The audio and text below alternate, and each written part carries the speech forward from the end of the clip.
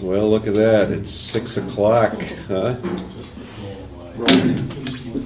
All right. Well, welcome everyone to tonight's regular meeting of July 20th. And we'll start the meeting by saying pledge allegiance. If everyone will welcome, please stand. Pledge allegiance to the flag of the United States of America and to the republic for which it stands, one nation, under God, indivisible, with liberty and justice for all.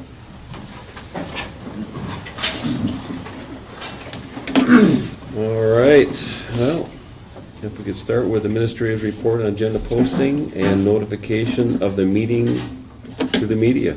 The agenda was posted at Three Lakes School, Sugar Camp School in the town of Sugar Camp, the town of Three Lakes by email, and the town of Monaco by email.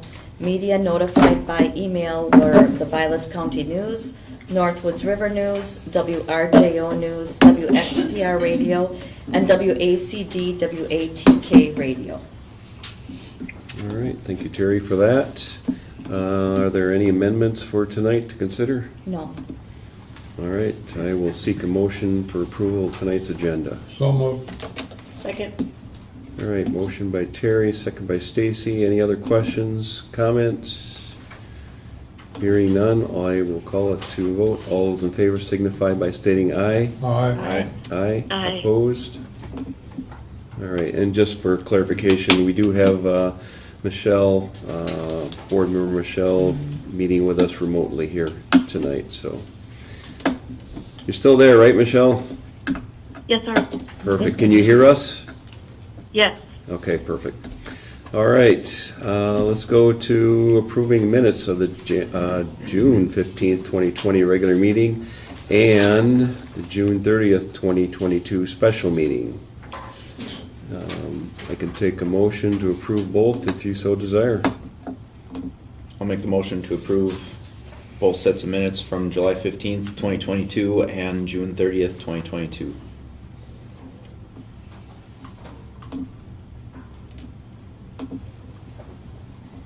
I will second. Second. Okay, we have a second? All right, very good. All right, so motion by Josh, second by Stacy. Any other questions, comments? Hearing none. All those in favor signify by stating aye. Aye. Aye. Aye. Opposed? None heard. Motion passes 5-0.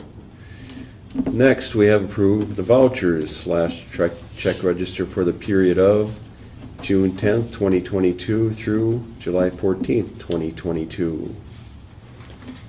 I'll make the motion to approve checks dated June 10th, 2022 through July 14th, 2022 for accounts payable checks number 2122-00256 through 222-30003, regular checks number 126624 through 126774, and manual checks number 5322 through 5338 in the amount of $763,077.50, and ACH payroll checks number 900038053 through 900038226, and regular payroll checks number 59240 through 59245, with voided manual checks number 101 through 103 in the amount of $216,066.78 for a total amount of $979,144.28. Second. All right, so a motion by Josh, second by Terry. All those in favor signify by stating aye. Aye. Aye. Aye. Aye. Aye. Opposed? None heard. Motion passes 5-0. All right, next we go to public comments. Number 3A, hearing comments from visitors regarding agenda items. Is there anyone here wishing to speak to any agenda items tonight? All right, okay, we will continue on with administrator's report. Terry, you want to start by an introduction? Yes, I'd like to introduce to everybody, especially the board members, our new business manager, Caleb Kleinhans. Worked with Caleb now a couple of weeks, getting close to what is it, 3 weeks now? It's been 12 days. 12 days. After 3 days. Are you having fun yet?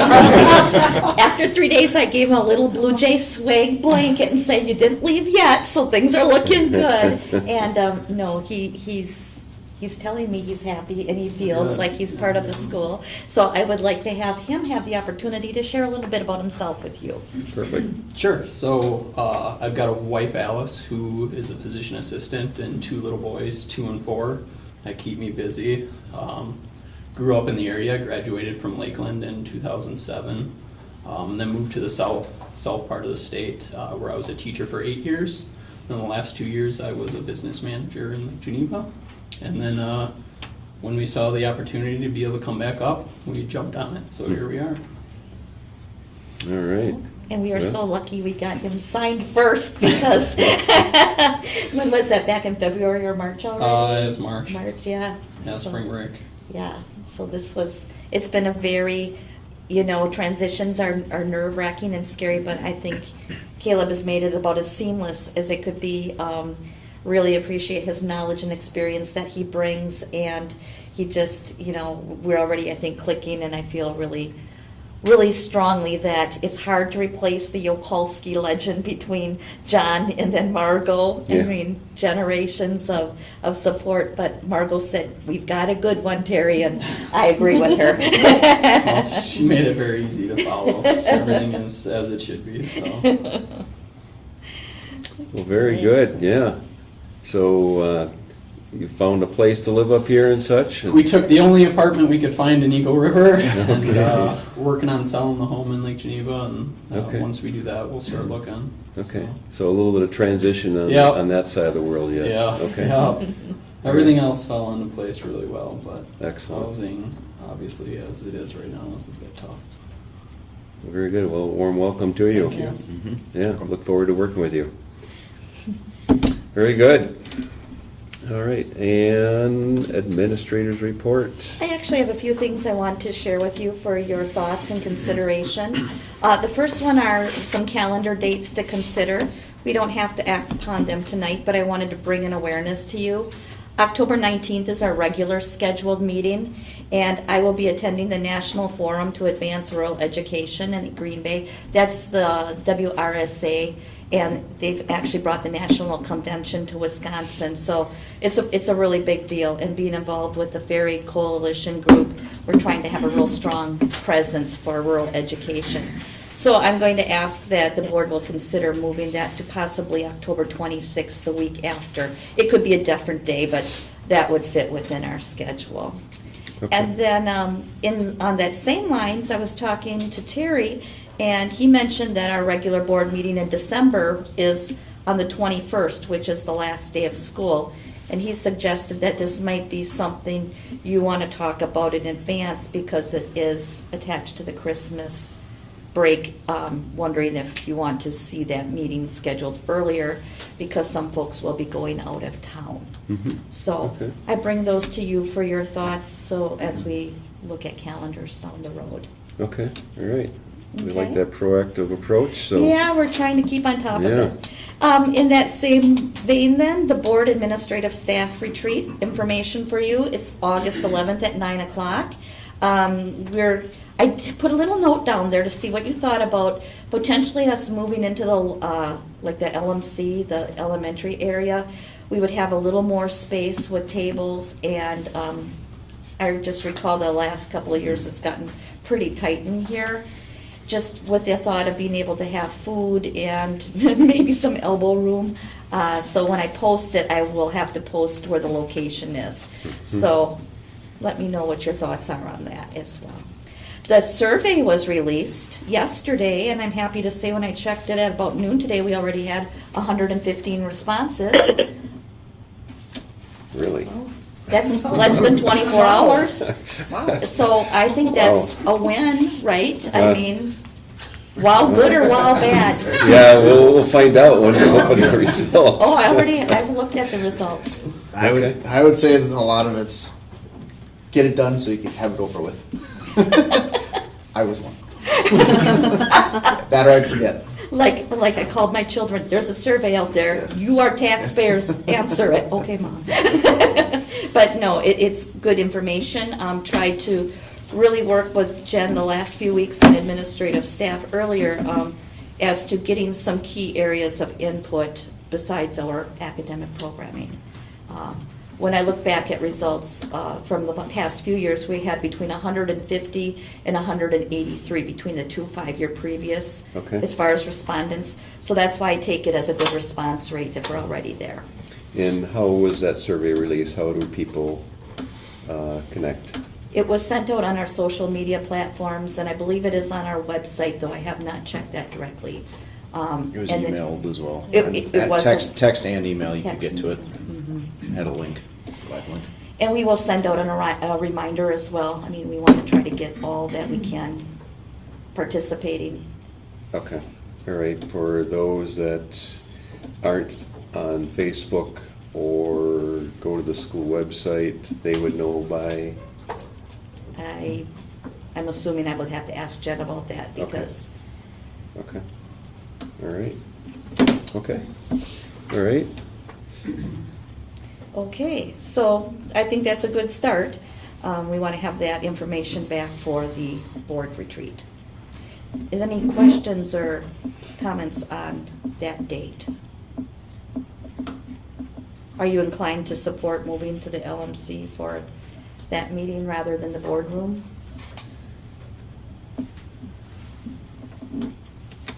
We can get kind of the same format as far as tables in there and such? Oh, yeah. Okay, Mhm. yeah.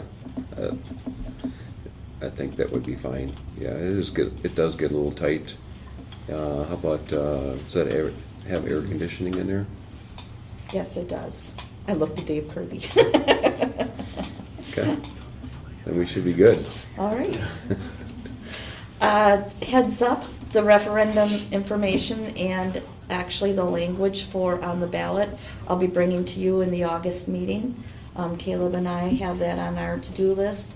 I've already been starting to prepare.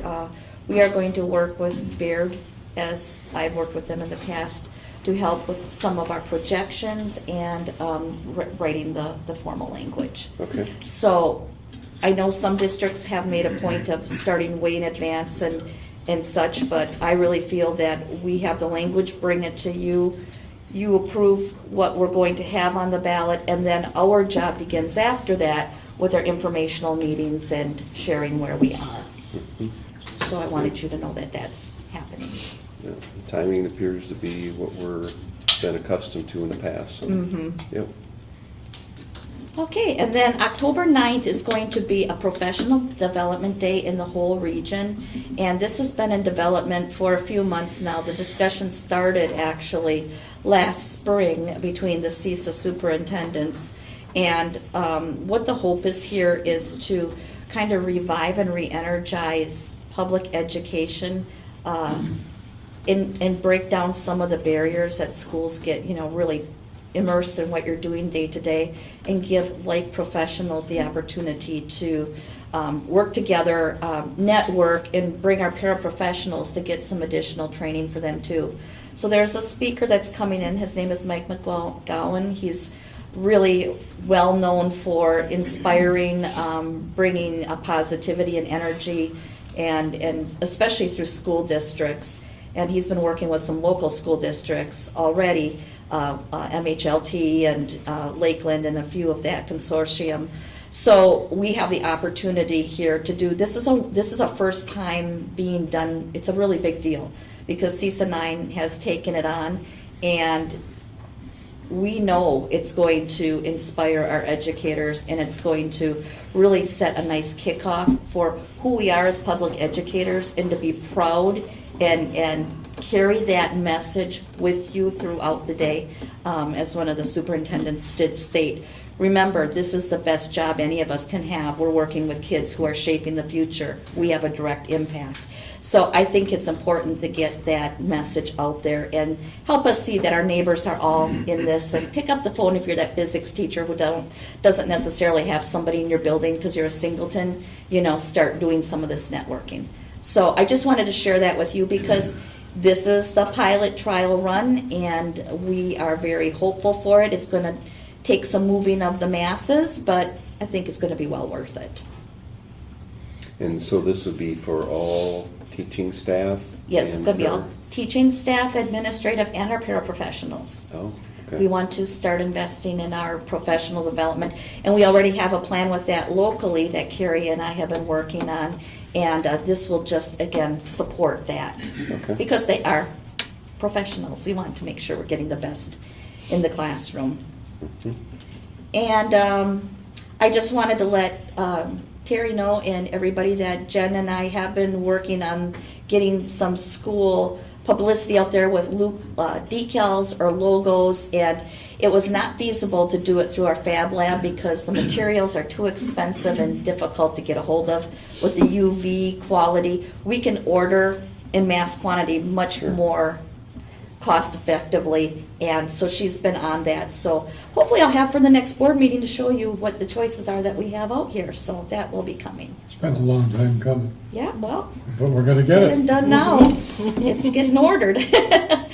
Another thing I wanted to just let you know is that throughout the year, the legislators come and meet with us at the CISA PAC meetings, and they have agreed to join us in summer. We're going to have an August 3rd session where our local legislators are coming, and we've really, again, as I am now working with Scott Foster on the PAC and trying to identify some of the key issues that we as northern school districts face, and maybe if we can focus on a couple of topics rather than saying we just need more money, but really say this is what would really help support us, we can gain some traction. So we have some themes that we want to share with them.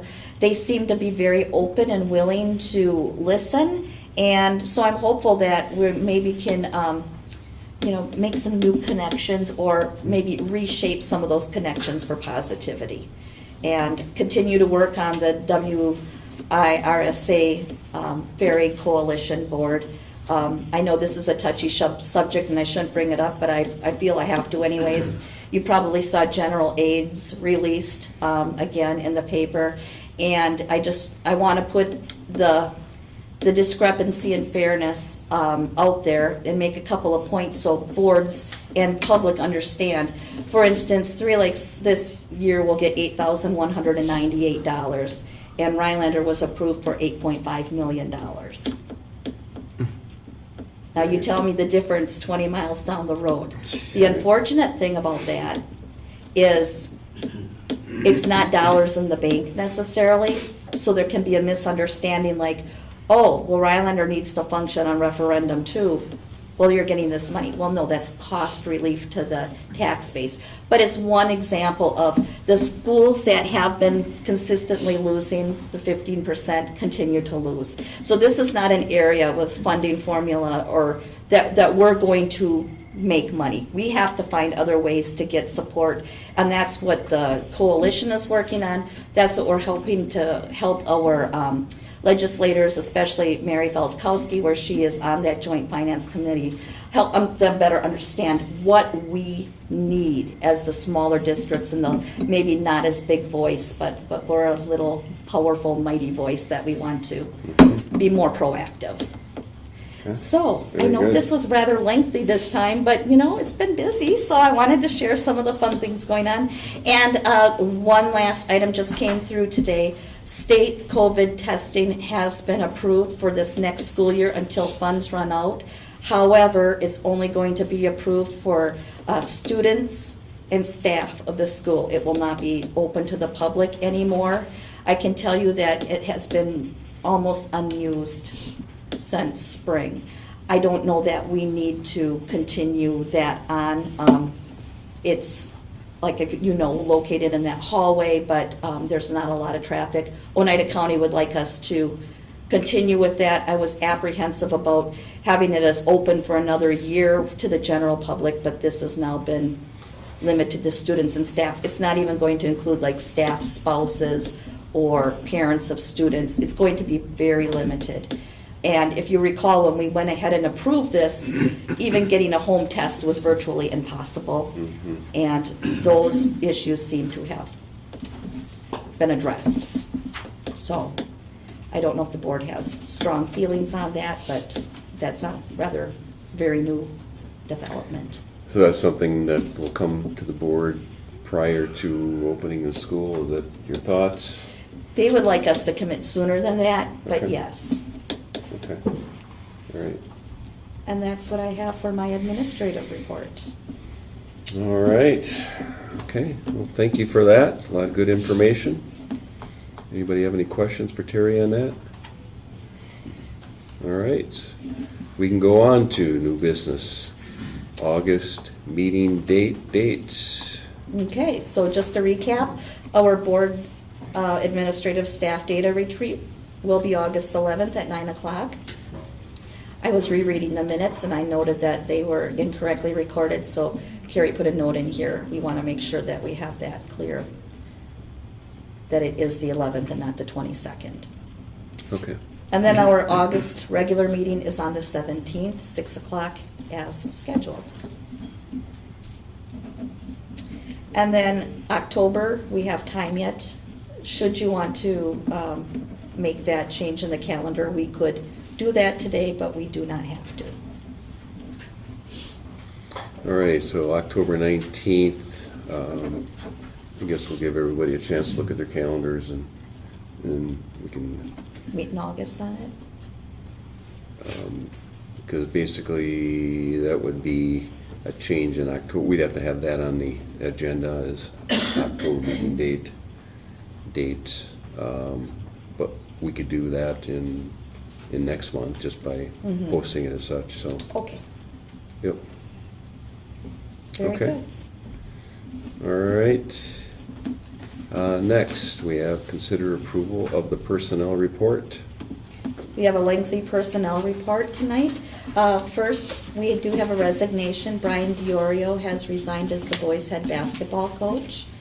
And hirings, we have Rhonda Beatty for a paraprofessional, part-time. Cindy DeHaan, paraprofessional, from part-time to full-time. Amy Cavillas, she's a para from part-time to full-time.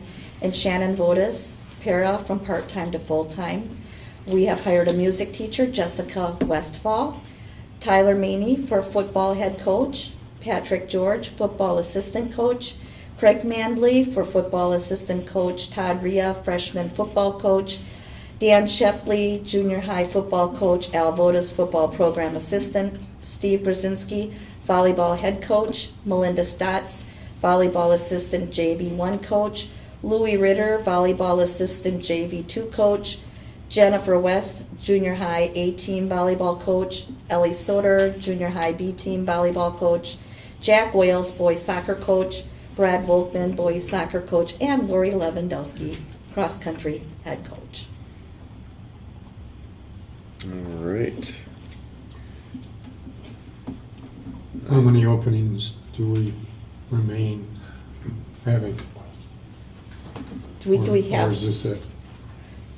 well, we have, I think we have one more, we were Cross-country. cross-country. Cross-country? Assistant in middle school cross-country. No, an assistant. Todd Rhea should not be on that list for Oh. freshman coach. Since we've gone to 8-man, we've only had 2 coaches. So he wasn't given a contract? Yeah, that one shouldn't be on there. Okay, so let's strike that. Other Okay. than that, everything else is correct.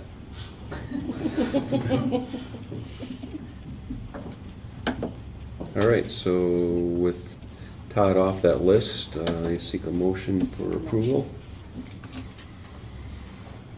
So moved. Second. Motion by Terry, second by Josh. Any other questions, comments? For the junior high A and B team, is that, I guess Charlie, this is more for you, does that get split up by age or skill, or how does that? A little bit of both. Generally, you'll have your 8th grade is your A, and usually. Oh, so it's it's your more of a, seventh it's grade. more of a grade than it is a A and a B. Yeah. Okay. Last year. we I were understand fortunate there's a little bit of, Yeah, last year we were fortunate enough to have 3 teams. So we had all 6th grade and all 7th grade and an all 8th grade. Now, hoping to do that again.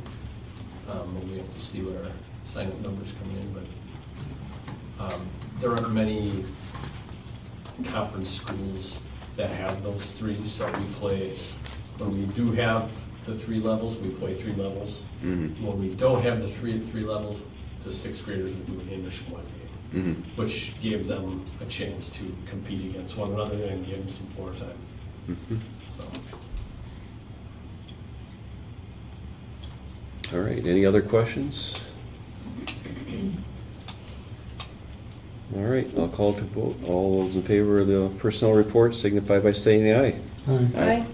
Aye. Aye, opposed, none heard.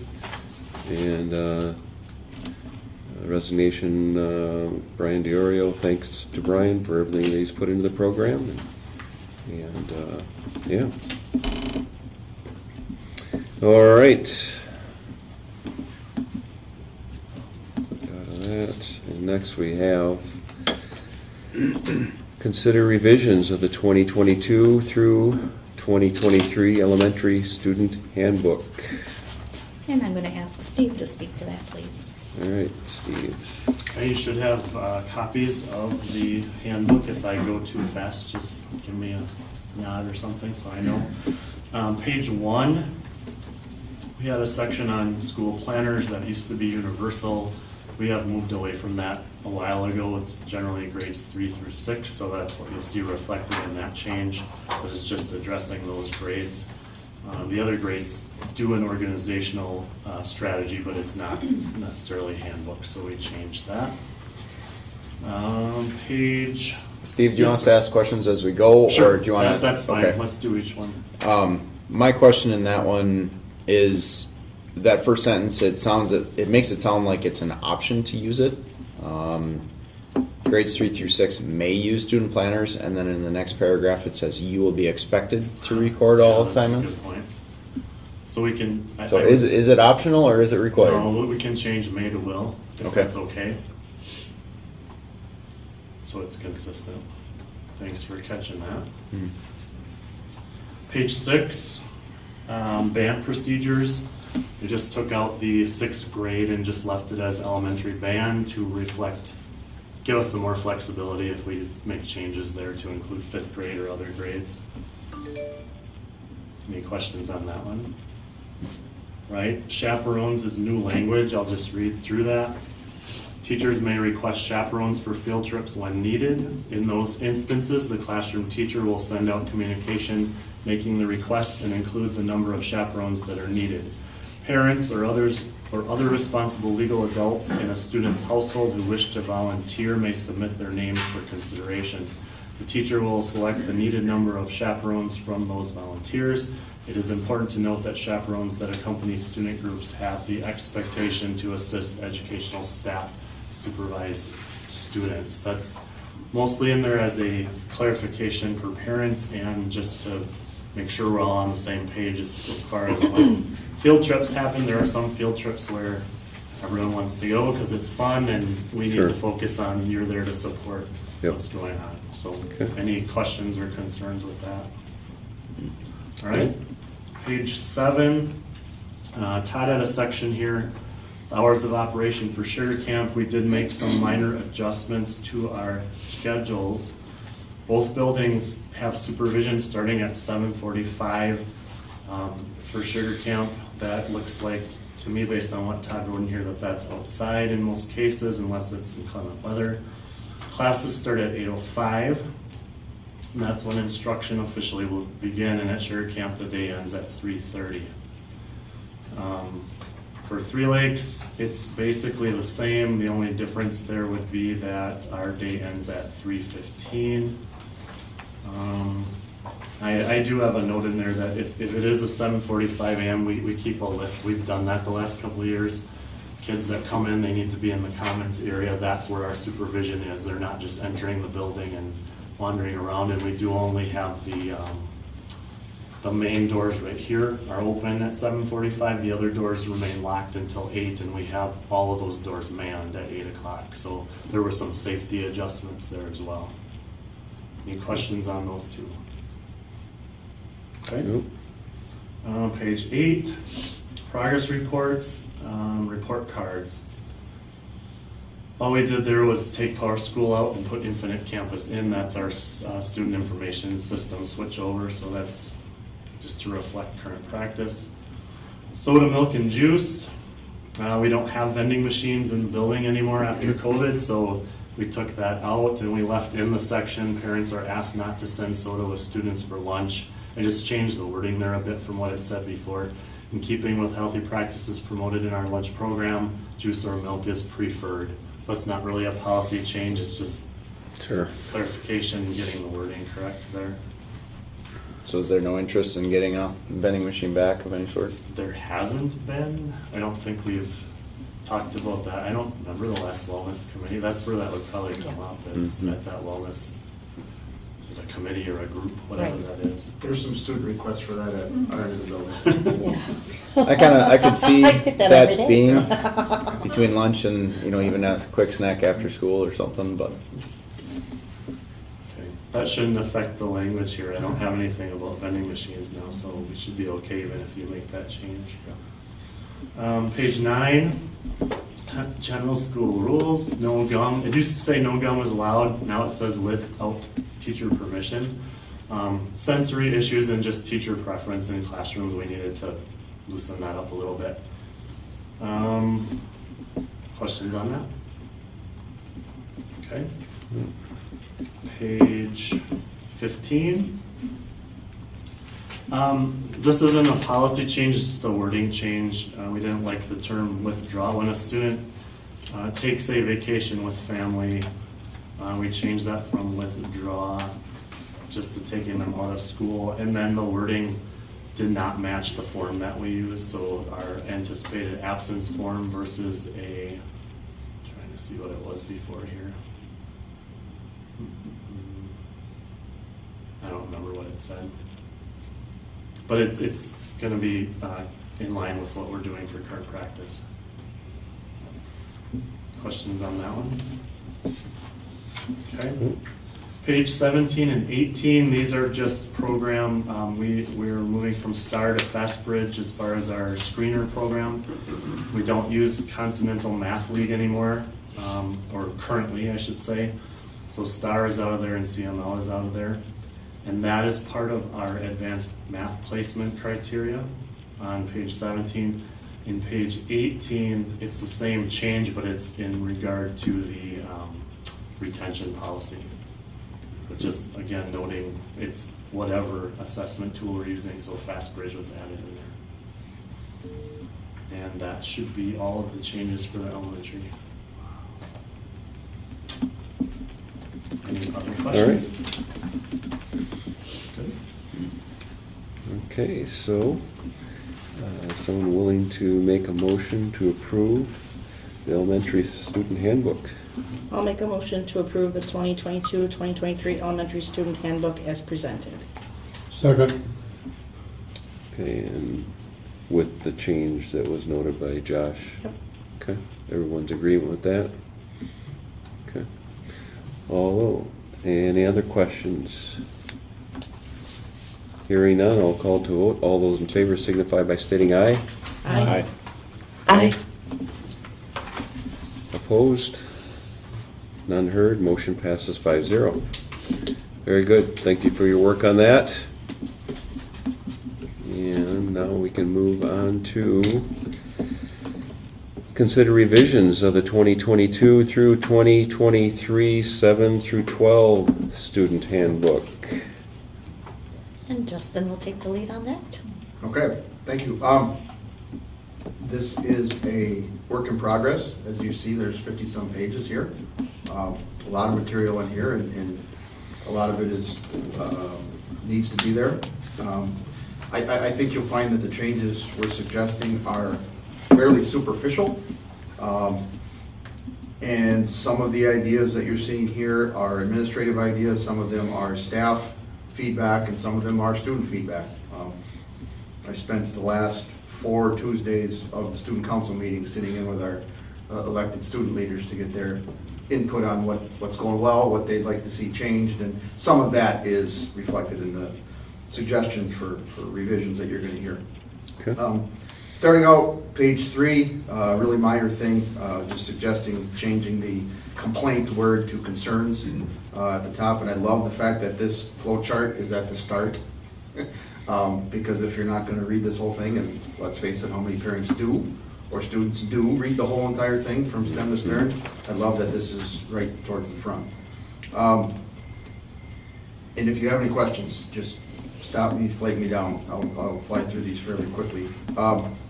In the table of contents, I'm suggesting that we delete the part about team and cheerleading plus guidelines, because as you'll hear later, I would suggest we delete that part since we don't have a cheerleading team and haven't in quite some time.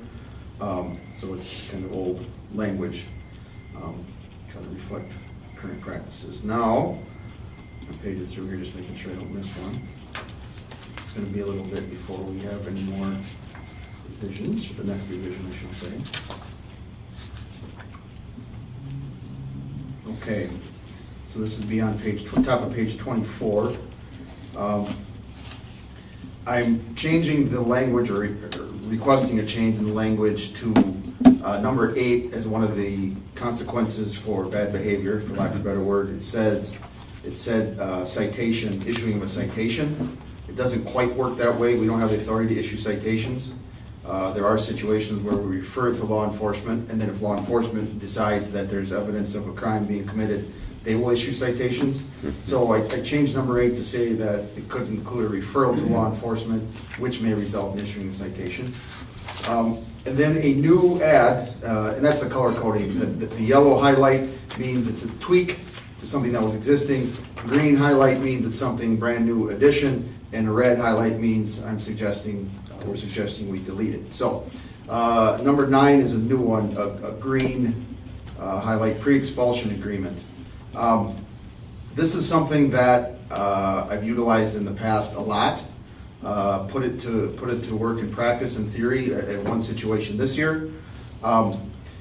It's, for lack of better terms, it's kind of for those tweener situations. Like, it might not be bad enough to bring someone to an expulsion board to kick them out of school entirely, but it's something that warrants potentially a change in the child's educational delivery.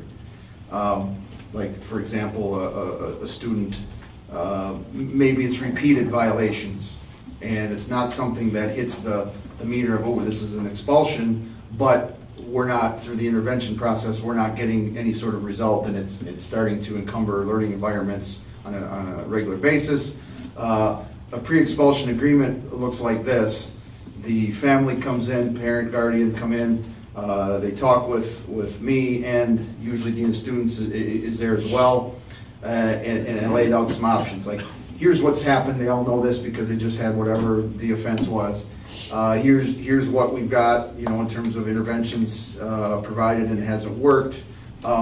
Either we can take this to the expulsion process, obviously through Terry. Anytime there's something that comes up that's expulsion worthy, I would bounce it off of her, and then she decides whether or not this is for the board, or don't deal with this at the administrative level. You can go through the expulsion referral, or you can select this form of educational delivery that might be better for all involved. Most folks take the option. See, I can't tell someone, you can't come in the building anymore, you're going to get your school through RVA or through virtual programming or anything like that. I can't say that, just mandate it, all right? But if parent, guardian agrees, yeah, that's a good option in this scenario, then we can do that, okay? So it has to be an agreement. That's a mutual consent situation. If they wouldn't want to do a pre-expulsion agreement, we put criteria in there. X amount of school has to get accomplished in your online courses, or else the pre-expulsion agreement is now nullified, and we go back to the other side of the coin, and that would be the expulsion situation. So it's something that's fairly new-ish, 10 years or so. Schools have been doing this. Quite frankly, it saves you a lot of time and sometimes negative energy in expulsion boards. And on the kids' side, maybe gives the kid another chance before we boot him to the curb to the age of 21. Because let's face it, expelled students don't have as great of a chance of succeeding with getting a high school diploma. That's just the way it works. So I'm suggesting we add that in there. Any questions on that one? That's probably the biggest one in the revisions for this suggested school year. I like the concept. I do too. I'm just thinking about using the word expulsion, because that is, that requires a legal meeting, right? And I don't know if there's any connotation because of the fact that we're using that word. I don't know. I guess I like the idea, though. I like that. There shouldn't be a Pre-step. problem with it because this same language is used in many other districts and Okay. has been in place. Okay. So it's been tested elsewhere, you're Some saying? searches and see if there's another word. It's evading me right now, but it seems like there's some districts that use a different word, but a lot of them do call it pre-expulsion. I don't have a problem using it as long as we're Yeah. not setting ourselves up for, Yeah, no, and any of these would be clearly stated in writing, the terms of it. Like, this is not an expulsion, this is keeping you from that process. And if this doesn't work out, then we go into that process at some point. okay.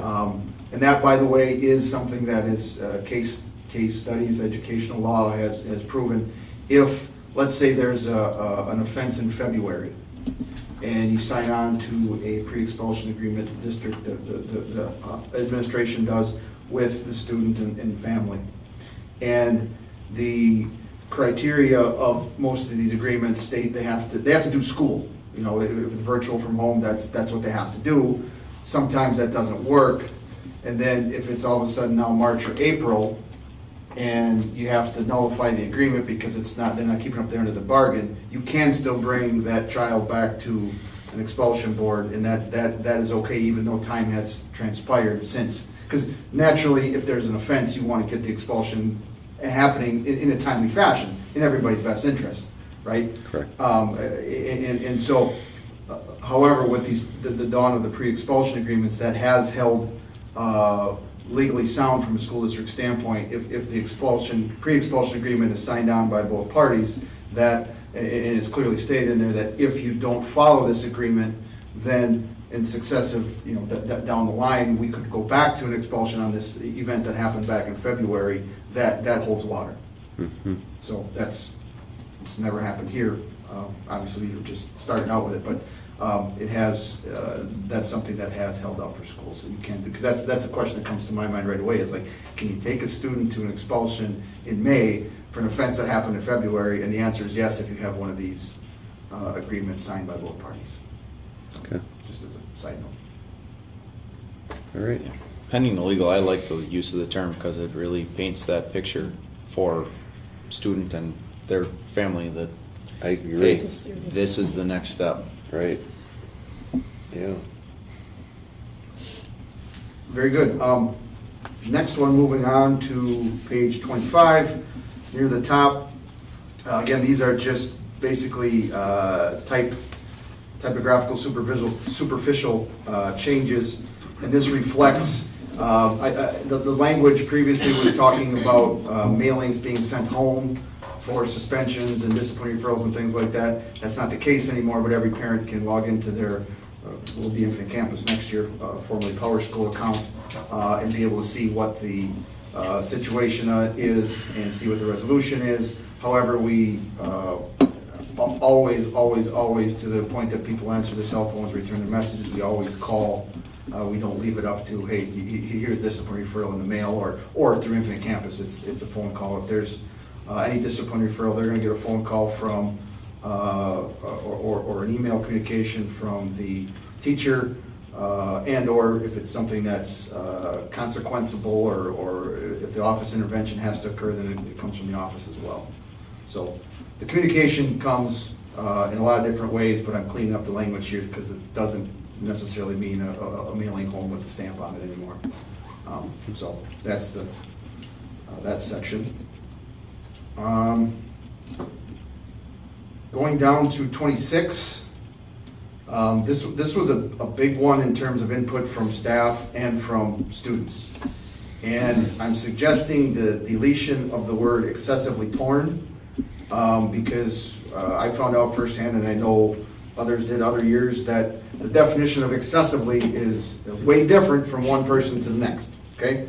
We can leave it at that. So I'm just leaving that language as, or I should say, with taking excessively out, that language will say revealing clothing or tape covering otherwise inappropriate words or pictures for letter A.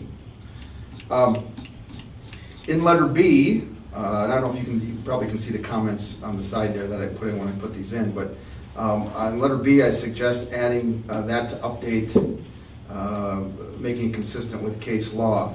What I mean here is anything that disrupts the learning environment, we can regulate. We don't go out of our way to regulate things, we don't need to, but if it disrupts the learning environment, and it can be reasonably, either it is, or it can be reasonably concluded that it will disrupt the learning environment, we can step in and regulate it. I put in specifically the mention of the Confederate flag. You only have to go as far as Elko to find out how important it is to have that specifically mentioned in there, because they had, I'm sure, pretty hefty legal bill fighting that battle. And in every case, if it's in your student handbook, you're golden. I don't foresee this being a problem here. It hasn't been a big problem, but we're now what you would call a diverse school in terms of different ethnicities, but we do have different ethnicities represented on a small percentage basis. And so I think it's good to get ahead of this before it would ever become an issue. So it's never an issue. So I suggest that, and there's a lot of case law that would say that that's a smart move just to have it in there, just in case, so to speak. Letter C, I only added in there the word drugs and then controlled substances to make that statement a little more comprehensive. Before it just said alcohol and tobacco. And then D, we can take out because that would be redundant to have two different statements stating the same thing. So that's the dress code revisions suggested. Any questions on those before I fly down the page a bit? Nope. All right.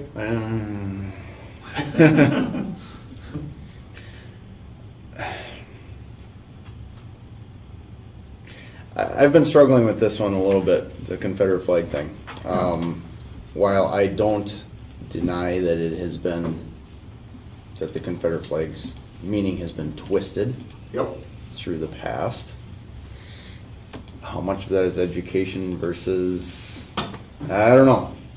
I mean, that's a sticky one because it is part of our history. It is a strong part of America's history, I guess. Yep. Like you said, it's the unfortunate acts of some groups that have twisted it into other things. I would tell you from an enforcement standpoint, it's not going to get regulated unless it's somebody trying to make someone's school day miserable with it. There are a lot of things that coming in the door, we probably could, by the letter of the law, tell kids they need to turn it around and go change your shirt or whatever. We don't. Sometimes we have conversations. Sometimes it's a lot less confrontational than what you think it might be. But this one wouldn't get touched unless it's somebody really trying to make somebody else feel. Yes, exactly. Feel miserable or make their day worse for it.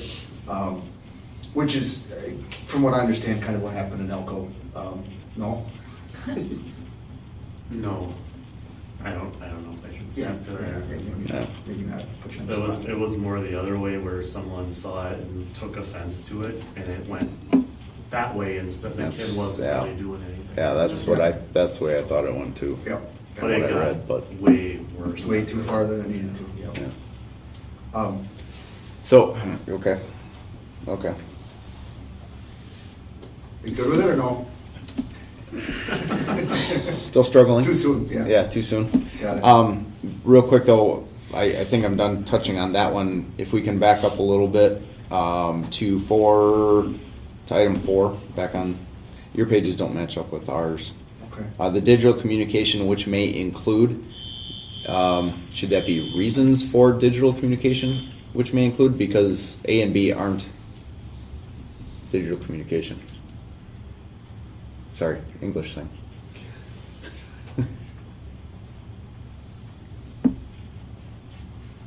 So what would you suggest digital communications may include? It makes it, what's written for 4 makes it seem like A and B are going to be the types of digital communication, or maybe it should be reasons for digital communication may include.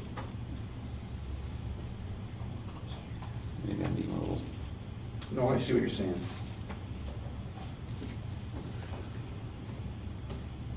There you go. So reflected.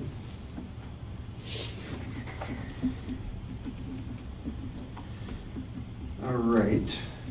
The next one to throw out there is the section on emergency school closing, which on my Google Docs says 28. I don't know if that matches what you guys see.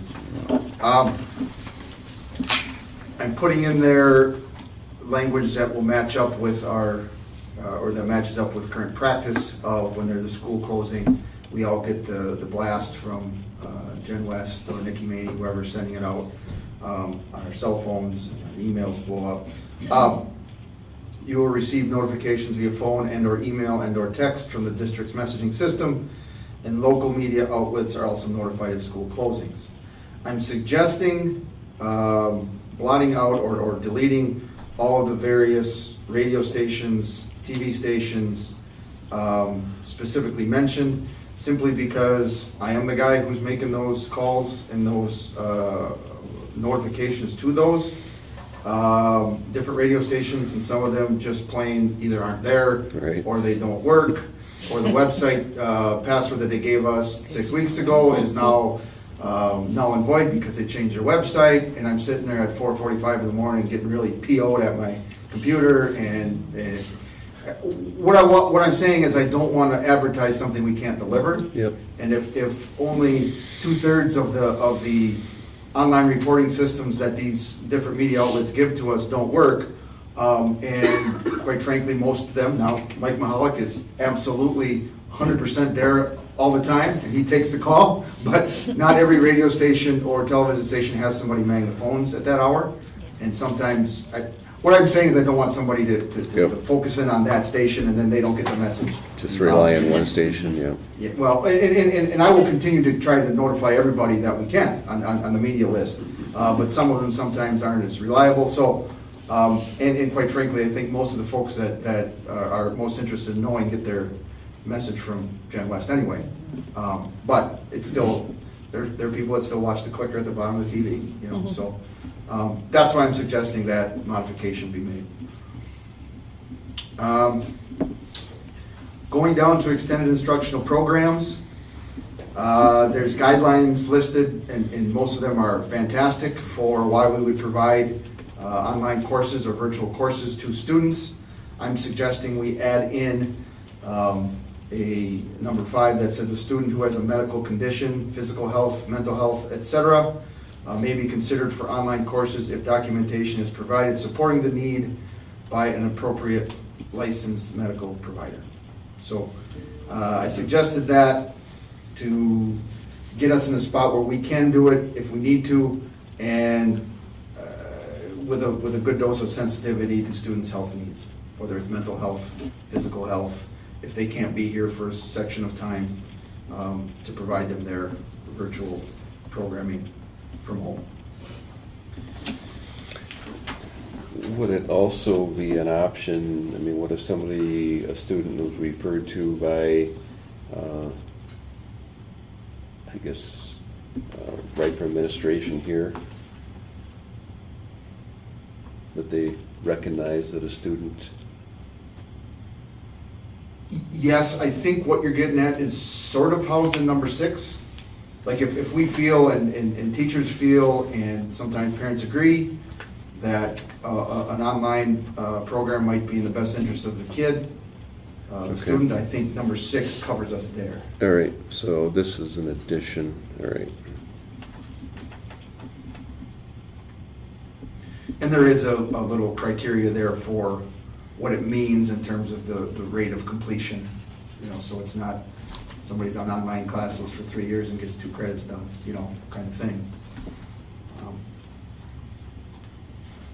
The next change we're suggesting is under food service.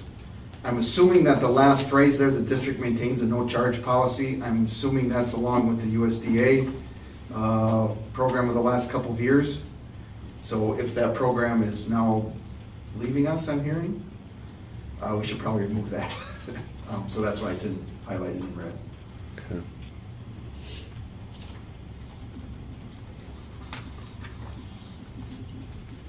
Now we're gonna go a while before we have another one. Here's what I talked about when I first started out. We don't currently have a cheerleading program, so I tried to delete any place where it referenced the cheerleading program. So the first spot is page 39 by Spectator Busing. We don't currently have a cheerleading team. Now, the follow-up to that is there was a whole section on team and cheerleader busing guidelines, which I believe can be removed. So I'm suggesting we delete that because there's no current cheerleading program. Should the team portion of it remain though, and just remove the cheerleader portion? If I'm reading that correctly, and hearing some from Mr. Bach, who had been around, I think, when some of this went in, or heard about some of this, because every piece of these language in these student handbooks is the so-and-so or such and such situation, usually. That this was designed because there were problems with there were problems with team buses and the placement of where the cheerleading squad was in relation to the team, and that's why this section got put in there. I think. I'm trying to read through it real quick.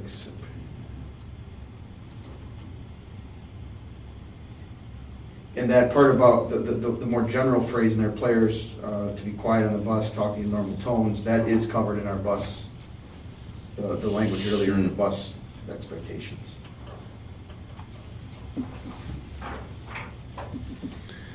We good with that one? Yeah. Yeah, reading that again, Yeah. I think the heading was maybe a little bit. Yeah, right. Like it would apply to everything. Yeah, yep.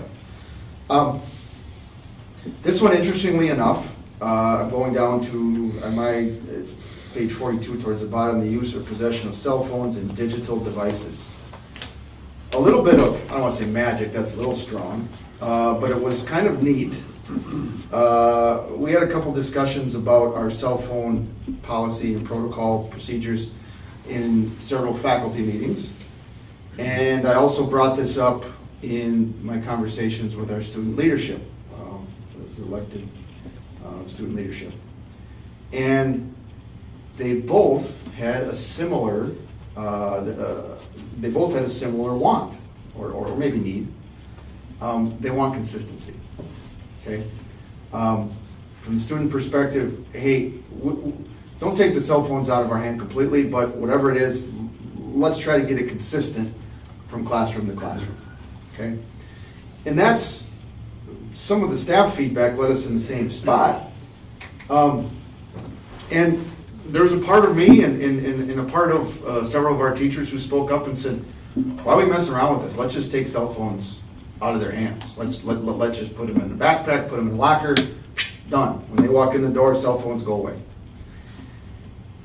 And then one of the voices spoke up in the faculty room of a very well-respected educator who's been here for quite some time and said, yeah, I don't know if I want to do that, because then we give away our opportunity to teach acceptable cell phone use and to help, hopefully foster what's being taught at home, and we can, cell phones are here to stay, folks. We're not, it's not a fad. Who better to help teach kids how to appropriately use their cell phone or when to use their cell phone than us educators? I got a lot of head nods around the room of full teachers. So, long story short, the consistency that we're striving for on both ends of that, or both sides of that coin, is in the first phrase of the yellow highlighted, cell phones cannot be used during instructional time, period. That's going to be a non-negotiable, okay? Teachers will still have the discretion to establish specific classroom guidelines relative to cell phone use. Students not following classroom guidelines may have devices confiscated and receive disciplinary referrals. That's not a change, that's been there. The reason why I want to keep it in there, we want to keep it in there about teachers having the discretion, because the classrooms are very different. A cell phone out when I'm in Brad Volkman's Woods class on the circular saw is a little different than when I'm in a social studies class when the learning activities are done for the day and it's 30 seconds before bell time. So I want to give our folks the ability to orchestrate and the ability to teach and encourage appropriate and proper device use. So that's why there certainly is a tweak there with the cell phones cannot be used during instructional time.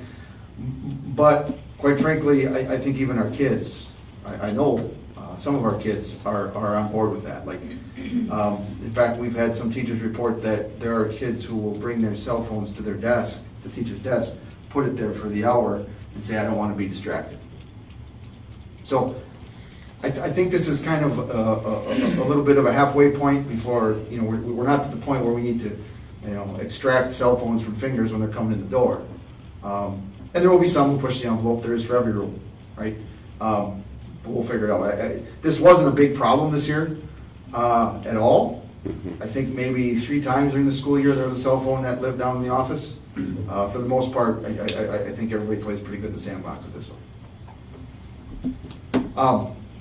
In the same section, I'm suggesting we delete the use or possession of electronic communication devices because to me it contradicted what was in the previous section. Because if you read the first statement, students are prohibited from using or possessing electronic paging or two-way communication device. So what's your cell phone?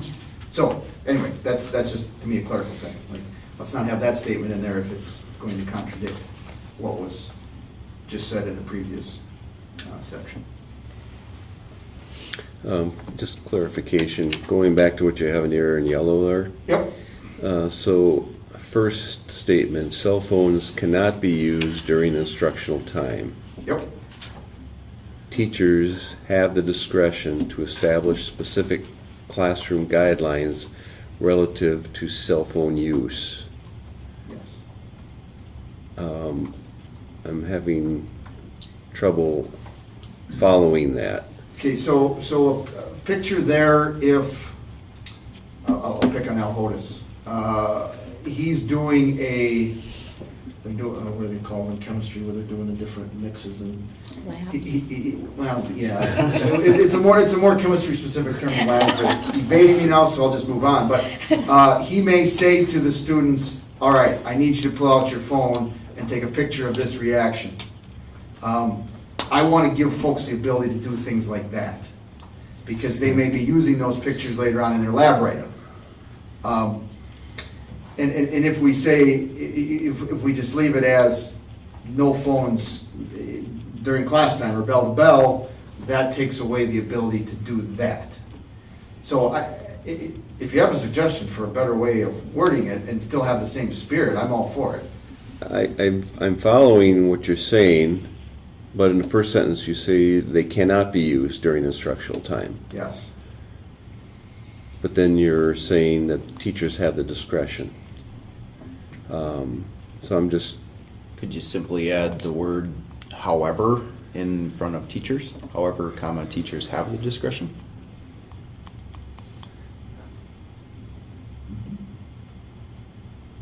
I just...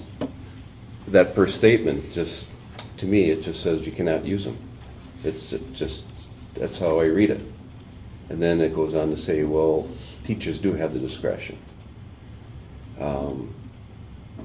I think it's a good point as far as allowing our teachers to, because I see all of us really have information overload. How do you handle all this information? And I think it's an excellent opportune time to have that conversation with students. Because, you know, it's easy to take what I see for gospel truth, right? It's just, that's got to be true, right? I see it there. But it does give you, the teacher, the opportunity to talk about that. So I like that, but I guess that first sentence, to me, if I read that, it just gets in the way of allowing the teacher to use that. What if you were to say cell phones cannot be used during instructional time, comma, unless, or I'm sorry, cell phones cannot be used during instructional time unless a teacher establishes specific classroom guidelines relative to cell phone use. Doesn't make it a separate sentence. Then the two pieces kind of coincide. Yeah, I guess the only thing that then I get back to Justin's comment, talking with the students, that they're looking for some consistency. And are we allowing the teacher to have guidelines relative to cell phone use, or are we allowing them to use cell phones during a specific lesson?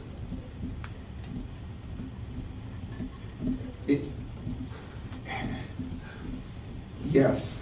No, in seriousness, there are some classrooms where they may be a tool that teachers would use consistently. There are some, it might be only a unit or two. There are some teachers who would prefer, I would make this the cell phone nuclear atomic bomb and say never again. Okay? Yeah. And some of that, and you know, there are varying levels of skill sets in terms of classroom management. There are. And for some folks, they need a little bit stronger language to help out, to say, hey, wait a second, you know, we're not supposed to have these, put those away. And there's some where all the teacher needs to do is give them a look, and it's done, you know. So that's the trick, is we want language in here that takes care of everybody. And so I'm not married to that. If we can figure out a better way of getting what we want accomplished, I'm all for it. I have a suggestion. I don't know if Put it I'm right. allowed to talk or not. Yeah, you are. Cell phones cannot be used during instructional time, comma, unless for unless designated by a teacher as an educational tool or educational activity, something to that effect. So then you're not letting teachers set a policy of, well, you can have them out and do your texting during my class, but there is that defined educational purpose. That makes sense to me. Cell phones can't. I had it better before I talked. Cell phones cannot be used during instructional time. Except as designated by the teacher for an educational purpose or lesson or something to that effect. You can Designated. wordsmith that. And then you wouldn't have that next sentence Yes. in there. Designated by the teacher as an educational. Right. Unless designated for an educational purpose by the teacher or by the instructor or by the professional staff, however you want to word that.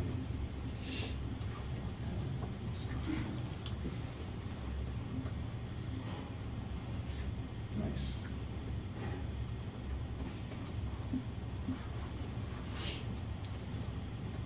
I think I'll say instructor, because it could be a. Could be a parent. Yeah, I don't know how to do that part. Yeah. That's professional staff. Instructional staff.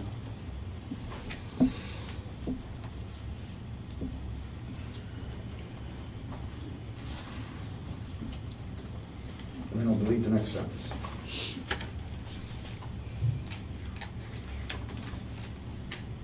Teamwork, thank you. I just had one other thing in regards to that. I wonder if you shouldn't use the term electronic communication devices parentheses, cell phones or nuisance items.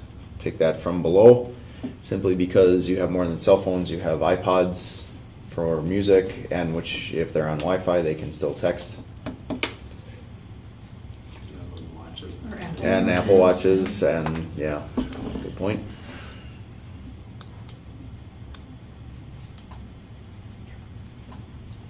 Oh yeah, good luck policing those this year. Cover all the bases, right?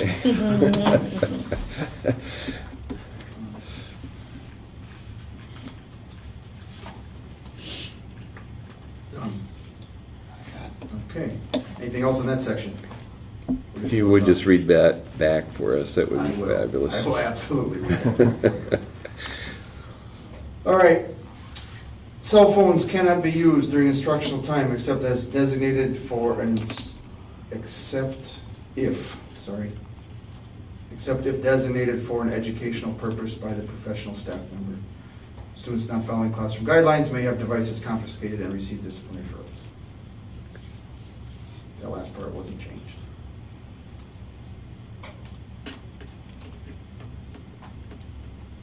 You adding that, the all of it? On top, it says use or possession of cell phones and electronic communication devices.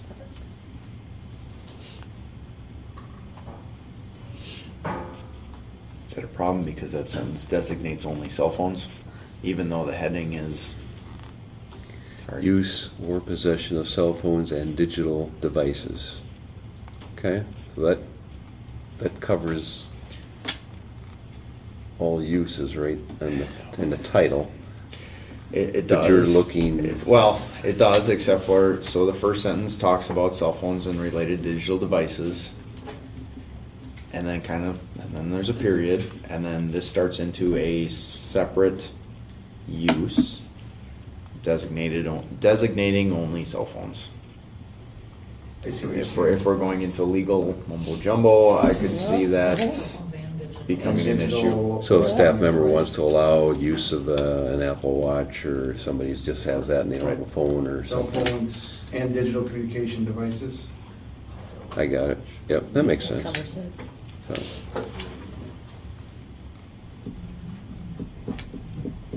So, you're basically opening other electronic Right, other devices. than cell phones, right? Should the teacher want to use that within the instructional. Okay. All right, we good to move on? Ready? Just about finished with this one. The next one is an addition of a sentence or two, I should say. In the Start College Now or early college credit, just give some clarification. This one is due to questions from parents, questions from kids, questions from staff members. This program is available to TLHS juniors and seniors in good academic standing. Applications for this program are submitted to the school counselor and reviewed and considered for approval by administration. So nothing terribly earth-shattering, just clarifying what current practice and establish what Okay. who qualifies. It's not a real rigid qualification. We obviously want kids to participate. And then last but not least, the handbook acknowledgement at the bottom, this is all gonna be done digitally. I don't know if we need to do anything with this page then, or how we're gonna do that. If we keep that in there as a part of it, or, I think that would be the same for ours. That probably will just come out, because they'll do a digital signature through Infinite Campus and it'll be done. Okay. Justin, under that EEN section, Deb's name is still in there? Okay. where do you see that? It's the last page with the print until you get up to the, like, school board members. Because an admin and staff have changed. It's Yeah. just you. It's just under that EEN section. It's page 48 on my copy. I don't know what. 46, yeah, thanks for catching that.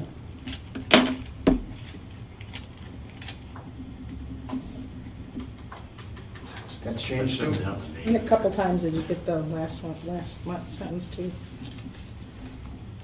Yeah, it should just say Yeah. school special ed Yeah. Yeah, or whatever. yeah, it should just No be there. name. You can take the name right out of there. Okay.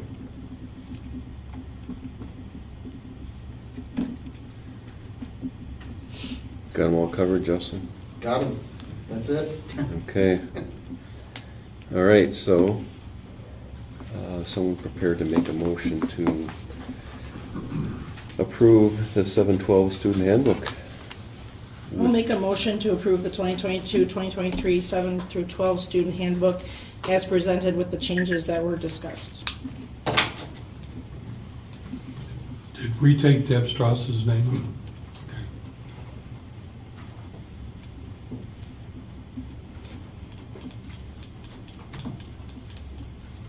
So I have a motion. Do I have a second?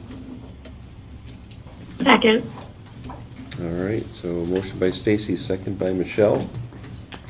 Any other further questions, comments? I'm still not 100% sold on the Confederate flag issue. I apologize. I know this is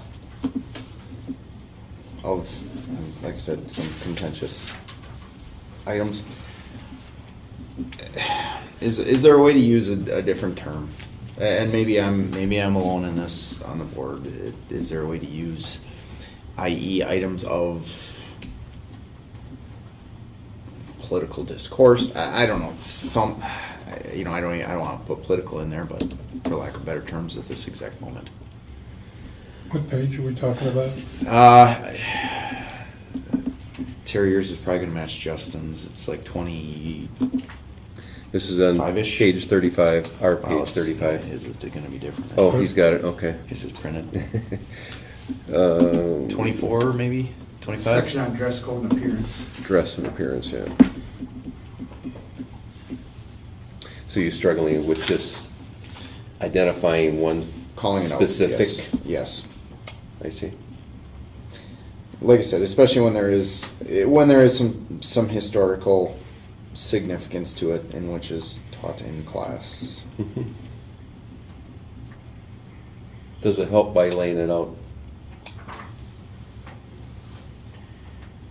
The advice that was given to the congregation assembled at the principals convention in Green Bay by the legal update session last, was it February? Was to specifically mention it. That being said, in full disclosure, there are people in that room from everywhere, from Milwaukee to Superior and everywhere in between. Yep. And in some places, they're having a full-on, in school battle over things like this. That's, Sure. we haven't experienced that. I suppose it could say something like divisive, I don't know. Disrupt the working environment. I mean, the reality is it really, a lot of this is your interpretation, right? If it's disrupting classroom behavior, Yes. that's your decision. I think potentially, if I could share, Mike. Yeah. I think this is going to be a really hot topic this entire year with political flags, et cetera, tied to expression, speech, and especially in dress. And I think that when this comes up, we're probably going to have to address each one individually. For sure. I don't know that having a policy, and Justin and I had talked about this earlier, and I did not tell him pull it out because I understand the reasoning and where he's going. But since talking to him, I sat in on a legal webinar today, and even Tinker is being challenged. Some of the most tried and true, what we rely on in public education, is going to be up for debate because this is an in for different folks with agendas. So where I don't like vague, I do think that we're just going to have to take things head on and make those legal calls as they come up. I don't know So you that. think we should make it a more general? I don't know that we can call that one out specifically. Okay. What if you just said flags? Just say flags. Because actually, thank you for bringing that up. Oh boy, yeah, it's because there are others that, like you say, are probably going to show up. I don't know if you can really But- spell any, I mean, if you're gonna Right. eliminate Well, this, I think you just Folks, eliminate if I everything. just leave it as phrases, clothing that displays symbols or phrases that may disrupt the learning environment. And then we Yep. take it on as what that learning Correct. environment being disrupted is. It's usually a pretty good litmus test. If when I'm standing at the door in the morning and a group of students comes in and a whole bunch of kids go, that's a pretty good indicator it's going to disrupt the learning environment in the classroom. So it's great. They give me a heads up right away. And I totally get where it puts you. Because somebody could walk in with kind of a Confederate flag on the back of their shirt or whatever, and it doesn't disrupt anyone. But if you, well, it's in here, you make the statement, yeah, you can't wear that, that in itself may disrupt the classroom behavior in a reverse situation that you're trying to avoid. And you know, so many of these things, as you mentioned, this information came for school districts from, you know, one end of the state to the other. I think each one of them, probably each school board, each district understands, at least we try to understand who we are, right?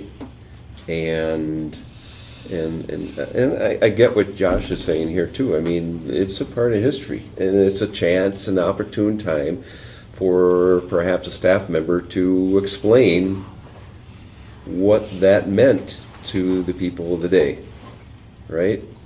And yeah, I guess we have to respect people may have a different take to it, and just like that paint on that wall, some people may think that's the worst color on earth, but that's their call. So it might be just something where we understand who we are, and I guess we allow you to take it upon yourselves to what you think is disruptive class, or what is disrupting the classroom. So, does that make sense? Mm-hmm. And not trying to make things more difficult for you guys on a daily basis.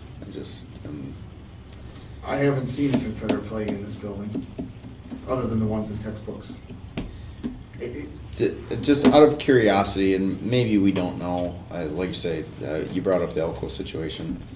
Do they have nothing that addresses stuff like this that you'd almost think they would be covered by? Is this something we need to... I think you make a good point, and I think you're going to see a lot more of that, because there are people looking for an in to make their position heard. Yeah. And things that have not been considered before Right. are now going to be an opportunity to make their voices in the public education So arena. you know, and so if we don't label this stuff, and we have a generalized statement, or are we, but there still is a generalized statement in Yeah. which we can make the decision. Are we covered? It's law, so I it know, depends what I know. day of the week and who's and which lawyer, and yeah, I get it. Exactly.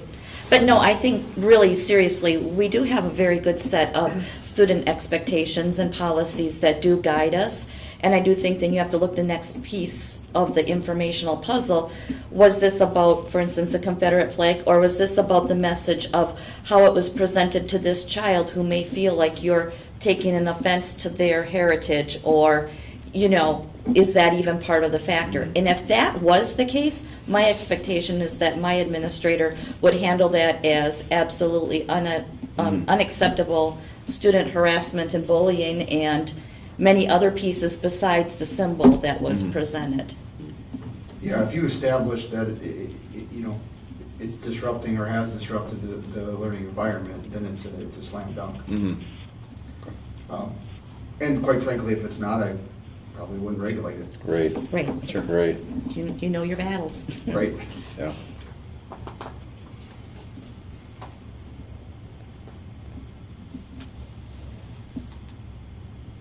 Okay, So should so, I amend my motion to, The Are you in Confederate agreement? flag in that parentheses is completely gone from that Yep. section.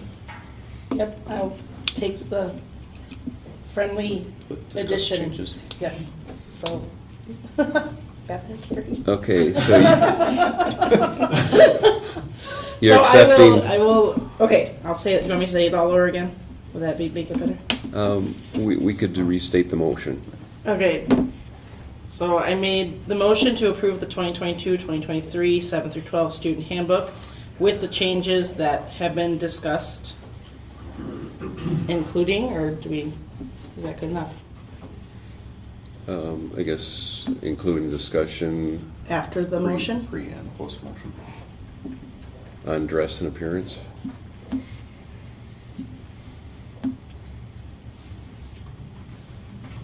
That would cover it.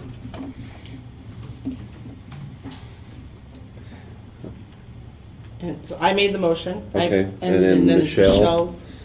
Second? Yes, I second. Okay, so you second that motion that Stacy just mentioned? Yes, correct. Okay, very good.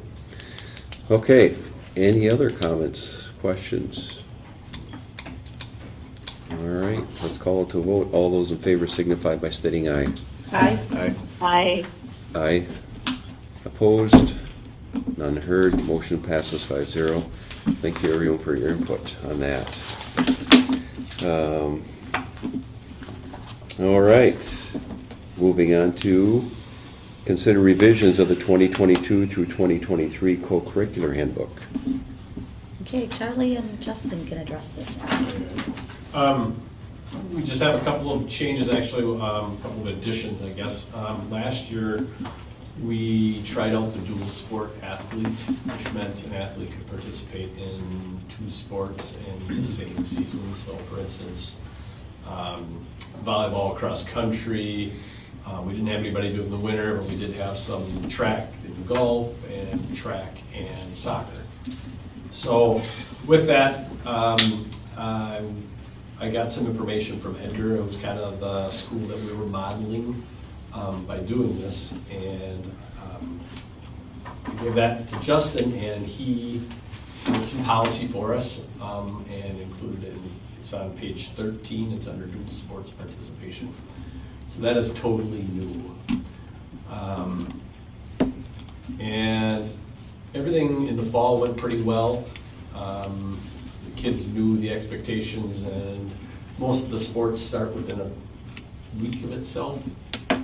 In the spring, it got to be a little bit of a problem because track started as early as March 7th, and with our basketball seasons going until March 1st or 2nd, kids really weren't focused in the spring. So all of a sudden, we had some kids, I'm gonna run track, but then golf season, I want to golf too. So we wanted to get that kind of forethought laid out so the coaches knew what was going on and the kids had a little bit more expectations of what they would be doing.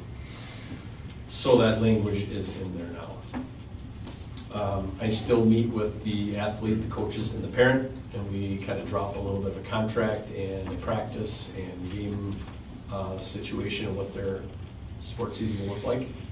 And that way everybody kind of knows where that individual is. If they're not at volleyball practice and they're not at cross-country practice, that they're not in town doing something with a friend. So everybody knows where that student athlete is expected. So that's an addition there.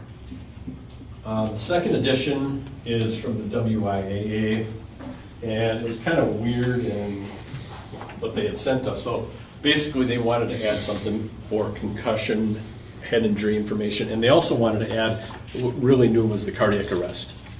And we already had something in our handbook already with the concussion stuff, so we were pretty well covered with that. But the cardiac arrest was all new and it went into a bill, so they suggested they added it. So I forwarded what they had given me to Lisa Wales, and she added it. And if you look on page 16 in the athletic handbook right now, all it is the wording for the bill, and it really doesn't help us a whole lot. Last night I was on the WI website and they said, oh yeah, we have updated our website. You can see our concussion and cardiac arrest stuff, our handouts, and that is the handout that I gave you. So we don't necessarily have to add this to our handbook, but we can just make it a tab along electronics so the parents can access this. So I would actually suggest we take out that sudden cardiac arrest bill language there. Okay. I had Lisa add it, but now looking back at what they have on their website, this is a lot more useful than what they had in the bill language there. And the cardiac arrest is on the second page.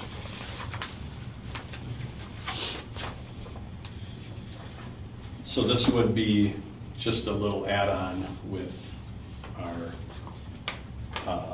handbook. We wouldn't really necessarily even need to. It's just we need to make them aware of it, that it's out there, and some suggestions of what cardiac arrest and. You want to add it as an appendix at the back? We can maybe add it as an appendix. Then it's included in the handbook. Okay.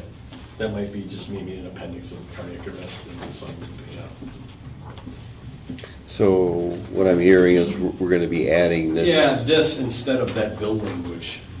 They forwarded us the website and they said, go to this website, and Okay. you know, it was you looked at it and it was the bill language. And I don't really necessarily see why we need to put the bill language into our handbook. I think the information to the parent of what sudden cardiac arrest is probably more important to them. Yeah, we have to make them aware Yeah. that that's law, and we have to Right. give them the ability to find that resource. Right. Yeah, what if you were to use like the first paragraph? I mean, because that's your description. Yep. You know, still have it as a heading like you have it. Okay. Use that first paragraph, and then like Carrie said, you know, you could just say See appendix see, C or- see or- for additional information, see appendix, whatever. Yep. I would agree. You're talking about the bill itself, Get rid of. They're talking about getting rid of The the bill bill language, yeah. and using this. Inserting this. Yeah, Using inserting this that. first paragraph instead, right? and then using this, putting this in the appendix. No, this Just put piece that in would there. be the appendix, in its entirety, But just using the first paragraph. In the as a description, Yeah. just so Okay, First parents are paragraph. aware of what's talking about, what it is, kind of thing. I'm following you.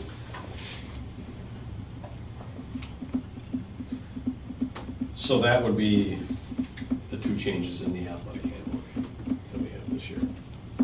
Yeah, that's good information. Yeah, that bill, I believe, went out, middle of June or something like that.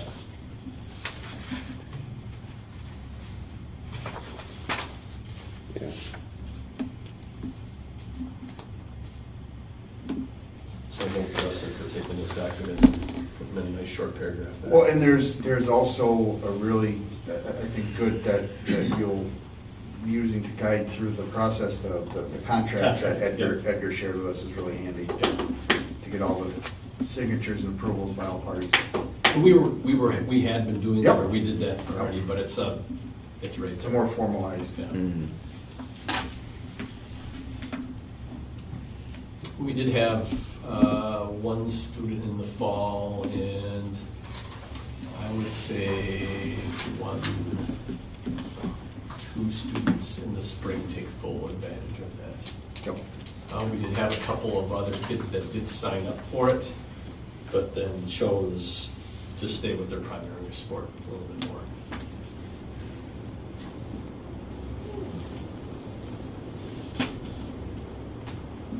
If I could just go back to that dual sports participation, Charlie. Yep.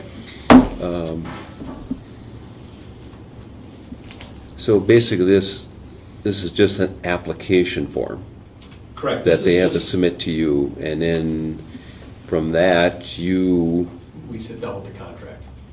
sit down with the coaches, I would assume? Coaches and the parents, Okay, or a parent at least. all right, so, And the athlete as well. and just because they submit an application form does not automatically state No. that they're, okay, No, we have to, both coaches have to kind of work through it. I mean, if it's something that the athlete wants, then they pick a primary and a secondary sport. The primary one is that they would That's the one that they're probably going to practice in the most, Okay.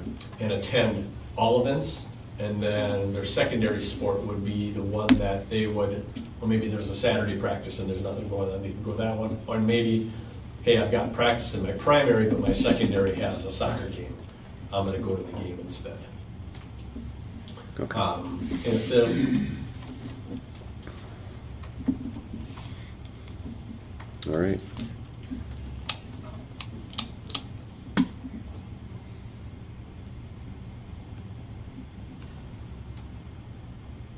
Okay, someone prepared to make a motion?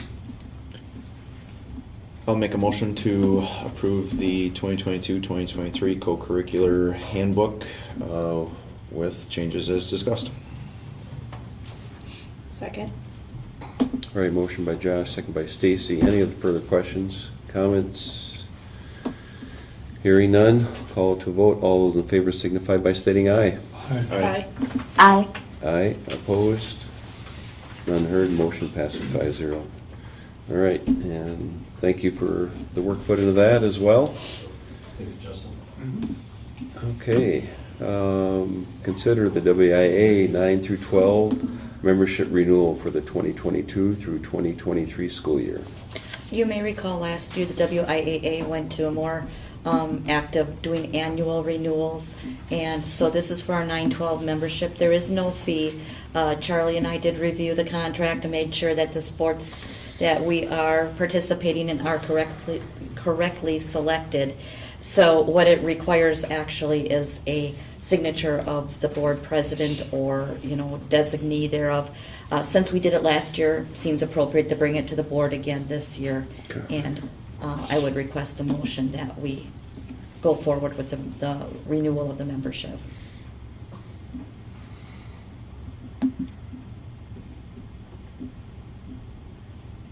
All right, I'll take a motion. I'll make a motion to renew the WIAA 9 through 12 membership for 2022-2023 school year. Second. Motion by Stacy, second by Terry. Any other questions? I've got a couple. What's a non-contact co-op? Non-contact co-op. That's what hockey and wrestling are set up as versus. Okay, so, non-contact co-op. So Rhinelander is the contact school, like when there's any, Oh, I see. Like they're the school. primary. They're the primary. Gotcha. Leona is the primary for wrestling. The rest of the co-op Gotcha. sports, like we're the contact. Okay. Yeah. And then what about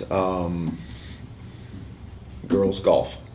Do we? I mean, if we were to have a girls that would want to golf, They can golf in the they would spring with just the boys. golf with the boys. Just like, Okay. yeah, Okay. like they're. They just don't have. soccer. They just don't have a separate because We we do don't not have have the separate history of golf. it. Okay. Nope, that's good. Yep. I just wanted to make sure they weren't left out. Yeah, no, they have an opportunity there. All right, so we do have a motion, a second. Any other further questions? Hearing none, I'll call to a vote. All those in favor signify by stating aye. Aye. Aye. Aye, opposed, none heard, motion passes 5-0. All right, next we go to consider approval of the milk bids for 2022 through 2023. We put this out for bids, and we did have two vendor contractors contact us and submit bids. Happy to say that we actually had two, because originally I was afraid we might not have Yeah. any. What came in through Prairie Farms was rather pleasing to me, because they came in at a lower bid price with 1% white milk, half pint at 0.366, skim white milk at 0.3501, and 1% chocolate milk at 0.396, and this was lower than the other Performance Food Services bid. In addition, Prairie Farms, they are out of Minnesota, but they do purchase raw milk from Wisconsin, which makes them eligible and us eligible for the school day lunch participation program. So that works to our benefit. as well as they are planning to continue their affiliation with Pete's Distributing out of Anago. So they are who we currently have. So we would have somebody to bring us milk, Okay. which is not just a slam dunk anymore. Yeah. Okay.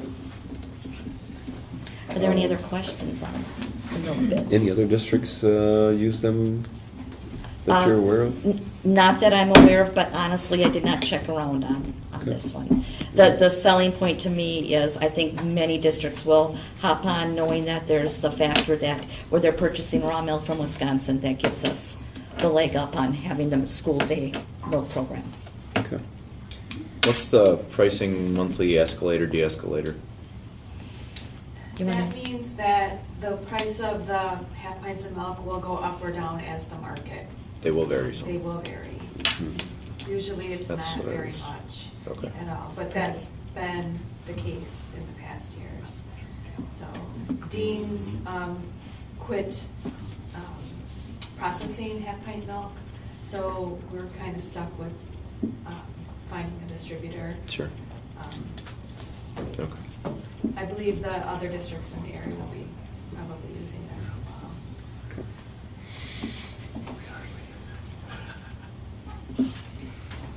All right, let's take a motion for approval. So So we, moved.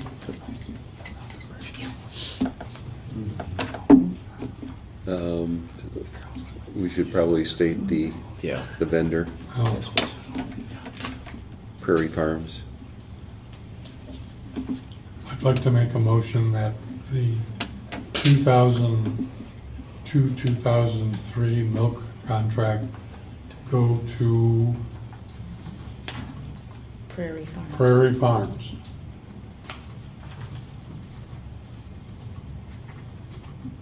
Okay. I'll second, just clarifying 2022 and 23. What did I say? 2002 and 2003. No. Thank you. I take that. Or 77,000 half pints is what we use in a year. We have thirsty kids. And what if we had a really big school? You'd have a lot more bites. All right, so we have a motion and a second. Any other questions, comments? Hearing none, all those in favor signify by stating aye. Aye. Aye. Aye, opposed? None heard, motion passes 5-0. All right, and next we go to the preliminary review and consider approval of the 2022 through 2023 budget. All right, Thank you. So Caleb gets to make his prelim budget debut this evening. Sure. So in that packet that I sent you, there's kind of two portions. There's kind of a little bit of a wrap up on the 21-22 school year, and then the budget for next year. The 21-22, while we're past that fiscal end date, we're not fully closed out yet. We still have some invoices coming in from last year that will still go back in there. So right now, you see a nice surplus there, but we do have about $20,000 that I saw this morning in expenditures that would still be coming out of there. We do also, we'll also be receiving a little bit of ESSER money, ESSER 3 money, so it could offset that a little bit. But I'm happy to say that it looks like we'll be in the black for last year. Going into, the other thing I want to point out is that food service fund balance. It looks like the first time, and as far as I could go back in Fund 50, that we ran a surplus in Fund 50, which is the food service. That's all due to the more aid that we've been getting in, both state and federal. So that 60-some thousand there will provide a nice cushion going forward in the food service program. So that 2022-2023 budget, I'd just like to point out that Margot worked really hard to get that done for us. So what you see is what Margot worked on all spring. And I'm kind of in the same position as you, kind of walking in and seeing that budget for the first time. So I thought I'd take you through how I kind of broke it down, and then just kind of hitting some of those highlights of things that stuck out to me, either big increases or decreases in revenues and expenditures. Obviously, these are just estimates. It's still very early in the game, so this could change depending on enrollment and various other factors, as you're probably aware. So we'll start on the revenue side of Fund 10. Overall, the revenue is down about $90,000. This is due to a few things. First, you'll notice that the tax levy is down about $90,000. This is due to the loss of hold harmless aid, which occurs when we lose enrollment. Margot predicted a little bit of an increase in membership, so that hold harmless goes away. Unfortunately, though, the revenue limit is based off of the previous year's revenue limit. So since that went down due to decreased enrollment, that means we take just a little bit more of a ding there. It's just a few $1,000s, but that with a hold harmless gets us that $90,000 decreased tax levy in Fund 10. There's also not going to be the Governor Evers CRF funds, which was a per pupil aid that we got, which was just under $70,000. That was a one-time thing that he had the ability to do with the ESSER 3 grant. Happy to say that it looks like open enrollment will net us $131,000. Looks like we're going to have more coming in than out. And then the wild card here is our ESSER funds. We'll have about $610,000 split between ESSER 2 and ESSER 3 to spend over the next couple of years. I don't really want to commit to how much is going to go into next year versus the following year. Margot budgeted $248,000 in ESSER funds, but if we're going to go to referendum, based on what that referendum amount is and those projections for coming years, maybe we use more of that this year, as we are predicted to run a $290,000 deficit in Fund 10. So I'm waiting to just kind of see what those projections look like, and I'll be working with Baird to do that, as Terry said. On the expense side, total Fund 10 expenses are about up $670,000 from 21-22. As you know, salary and benefits are the biggest portion of our budget, and that increase, those salary and benefits make up about 56% of that increase. Salaries just over $240,000, and then benefits just under $140,000. So the way I like to look at this is going by the object numbers, because those salary and benefits. So that would be, salaries would be objects 100, and then benefits would be objects 200. So as we move into the 300s, that's going to be like pupil transportation and some of the maintenance and repair.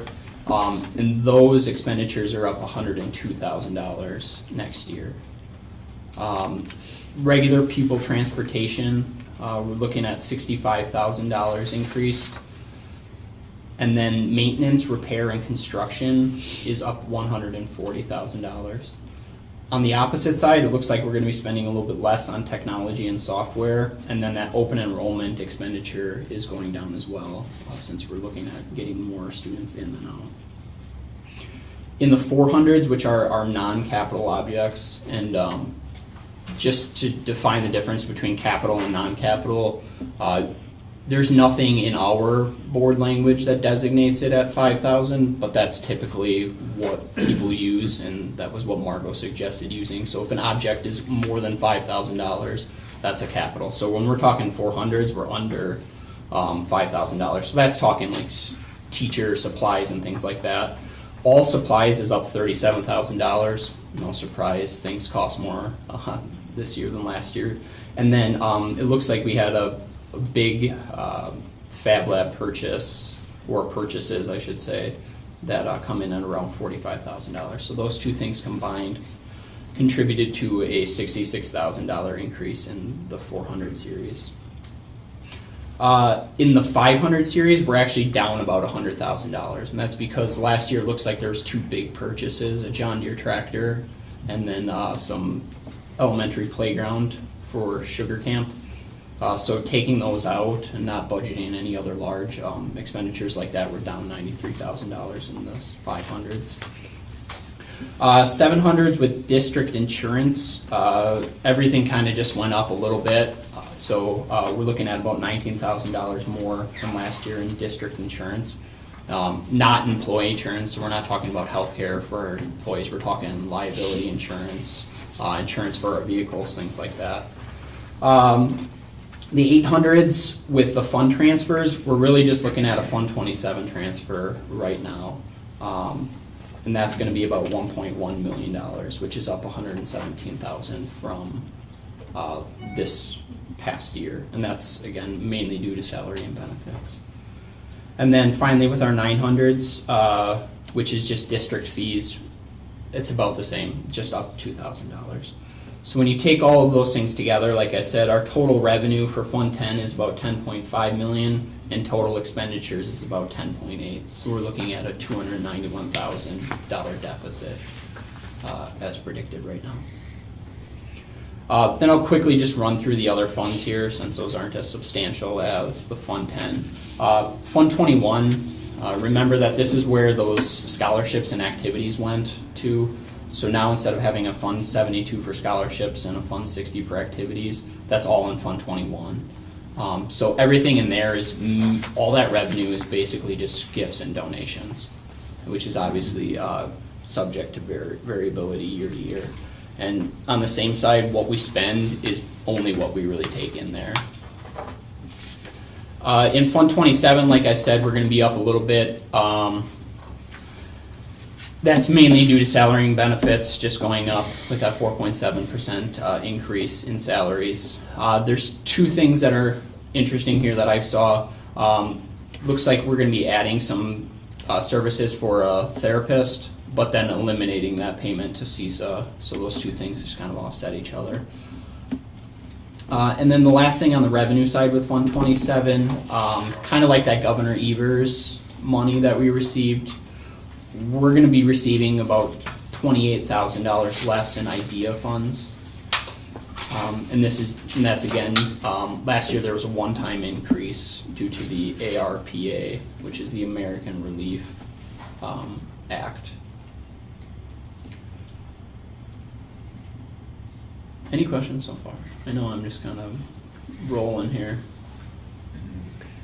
So if I understand you correctly, I mean, we're showing roughly a 290 deficit, and that would include budgeting with 248 of the ESSERS funds, right? Yep, with 248 of the So ESSERS. without that, Without the ESSERS, yeah, it's even worse there. okay. And that's why you might hesitate to use that ESSER to reduce that deficit, because that ESSER money isn't there forever. Right, You know, yeah, that's a one-time deal. Right. The ESSER Something- money is very specific what it can be used for in ESSER 3 too. It's not the open gamut that was with ESSER 1. And so it has some real strict regulations, so that's a caution. The other thing I'd want to throw out at you is Margot and I did work on the budget closely, and we did a real conservative budget, you know, trying to plan for more of a loss than being surprised. And when you're looking at the last year of a referendum cycle, you should be seeing yourselves going into the negative. That's We correct. shouldn't be banking a lot of money. We should be saying, okay, this is where things have changed. It's hard to project out 5 or 6 years, which the last cycle was doing. So even though I look at it and go, you know, that's troubling, I think it's in line with what we are working towards. Sure, and if you look at the first few years of that referendum, we were able to bank a little bit of Correct. money there. And that's traditionally, we try to be Right. on the plus side the first couple Yep. years, middle, and whether it's 5 year or year 3, you're about the middle, then you start going the other direction. Okay, so So then moving into Fund 50, which is the food service, again, we're back to paid lunches. It's not free for everyone. So this is a bit of a crapshoot in terms of budgeting here, but Margot predicted about an $8,000 surplus again. We have that $66,000 fund balance to help out here. So I would not anticipate that we would have to make a Fund 50 transfer as has been done in previous years. And then finally, Fund 80, we're going to increase the levy from $197,000 to $220,000, which is an increase of $23,000. And that just so happens that there's an expense budgeted for $23,000 that appears to be fitness equipment, if I'm reading everything correctly in the budget. So all told, the deficit, all funds, is $260,000 roughly. The mill rate will be decreasing by about 30 cents from 5.4 to 5.1. That's mainly due to that 5% increase in property values.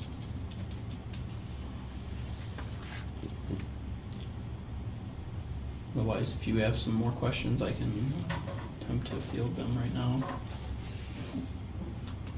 So we may remain among the lowest of mill rates. Yeah. Just look to our neighbors. Yeah. Yeah, I mean, if I'm remembering correctly, a couple years ago, it was as high as 6 point something. We had some debt come off. Yeah, yeah. And that was the last thing I was going to mention. You'll notice that there's no Fund 38 mentioned here because we don't have any long-term debt anymore, which is a nice position to be in. It is. Going back to food service, do we know for sure that we will not see funding for food service this year? Has that been? We'll still get the normal national school lunch reimbursement. So students who are utilizing the free and reduced lunch will be reimbursed for that, as had been before COVID. But other than that, no, it's not. We're not going to see that big increase in aid. There might be a little bit extra aid coming, but nothing like what we've seen in the past couple of years. Another piece of this consideration too was looking at, should we be raising lunch prices, because we haven't for 2 years because of the additional monies, but knowing where the inflation rate is at, and only because we have this, I don't want to call it surplus, but this cushion that we have at this point, we know that that's going to be difficult for families, and we're going to be back into the business of having to call on accounts, and it's going to be a struggle for many families who were not paying, and now some are paying full price again. So I think we have to be real considerate to that. We can't get in the hole, but we have to also be aware of the times that we're in.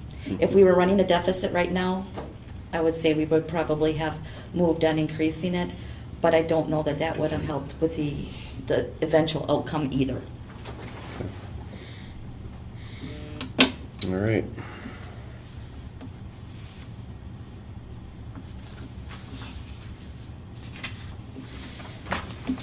Okay.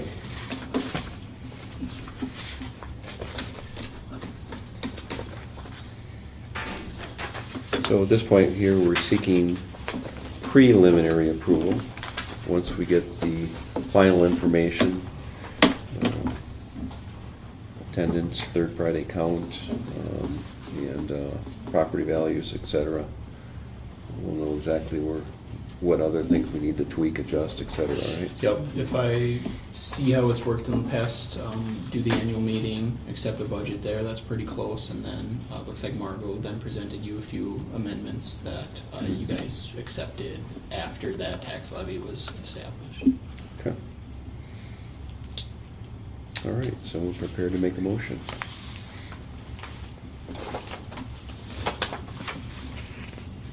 I'll make a motion to approve the preliminary budget as presented. Second. All right, we have a motion, a second on the table. Any other questions? Okay, we'll take it to a vote. All those in favor signify by stating aye. Aye. Aye. Aye. Opposed? None heard. Motion passes 5-0. And thank you for going through that with us, and thanks to all that put forth all the effort to try to put this all together, and we'll wait for further information. Sure. All right, so next we go to, we're in I now, identify adopt/approve academic standards for 2022 through 2023. Did I miss one here? Okay, and this is what, we do this every year. We, as a district, we adopt the Wisconsin Model Academic Standards, and we post this on our website. I have all the curriculum manuals right next door, but I didn't bring them in tonight because nothing at this point will have changed for you to consider. It is a requirement by the state that we, at a board meeting, formally approve the adoption of our standards. All right, so we've identified them, now we gotta prove it. Yes. Okay. Somebody prepared to make a motion on that? Just got a question quick. You said there were no changes Mm-mm. to it? No, we have not done any changes, like if you're thinking social studies curriculum Yeah. or anything like that, no, we have not. I mean, if it's the Wisconsin model, I mean, is this some? Has Wisconsin changed anything?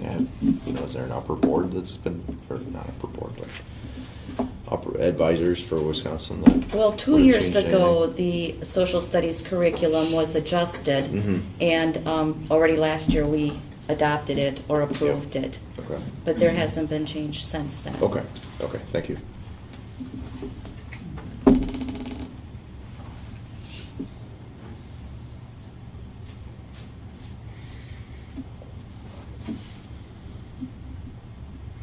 I'll make a motion to approve the academic standards for the 2022-2023 school year. Second.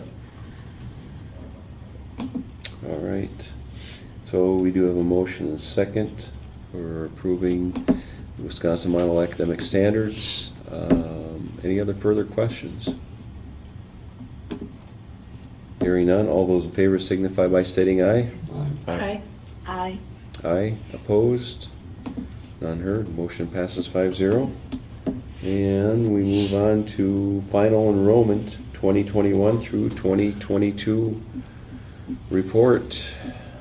Okay, Nikki Maney, our enrollment secretary, one of the many things she does, printed this for you so you could take a look at it as well. This is the final numbers that we reported to DPI. And I also included a second document that is just for your eyes. It's more confidential information as to if you're wondering where students specifically are going or coming from. It gives you an ability to look at that. But that is not to be shared, it's just to give you some background building. I did work with Jen West and took some time this year to, and again, I want to give Nikki some credit here as to finding out the reasons why we have people who open and roll out, and there were, as I've shared, a variety of reasons. They're kind of across the board. It's frustrating when you think your numbers are going to go up, and then we ended up with 2 below, what went out as to what came in. But we can't predict the mobility or some of the reasons why things are determined. That third Friday count is what really makes a difference. So that's what we're living by. Right now, we're looking at a significant increase in open enrollment in.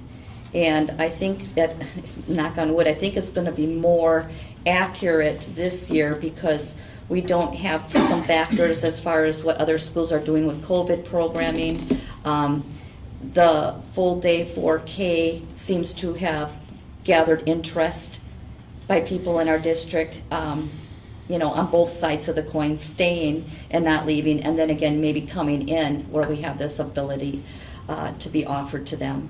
So I think that we're, right now anyways, until we count the whites of their eyes, as a former colleague always used to say, it looks like we're making that positive shift.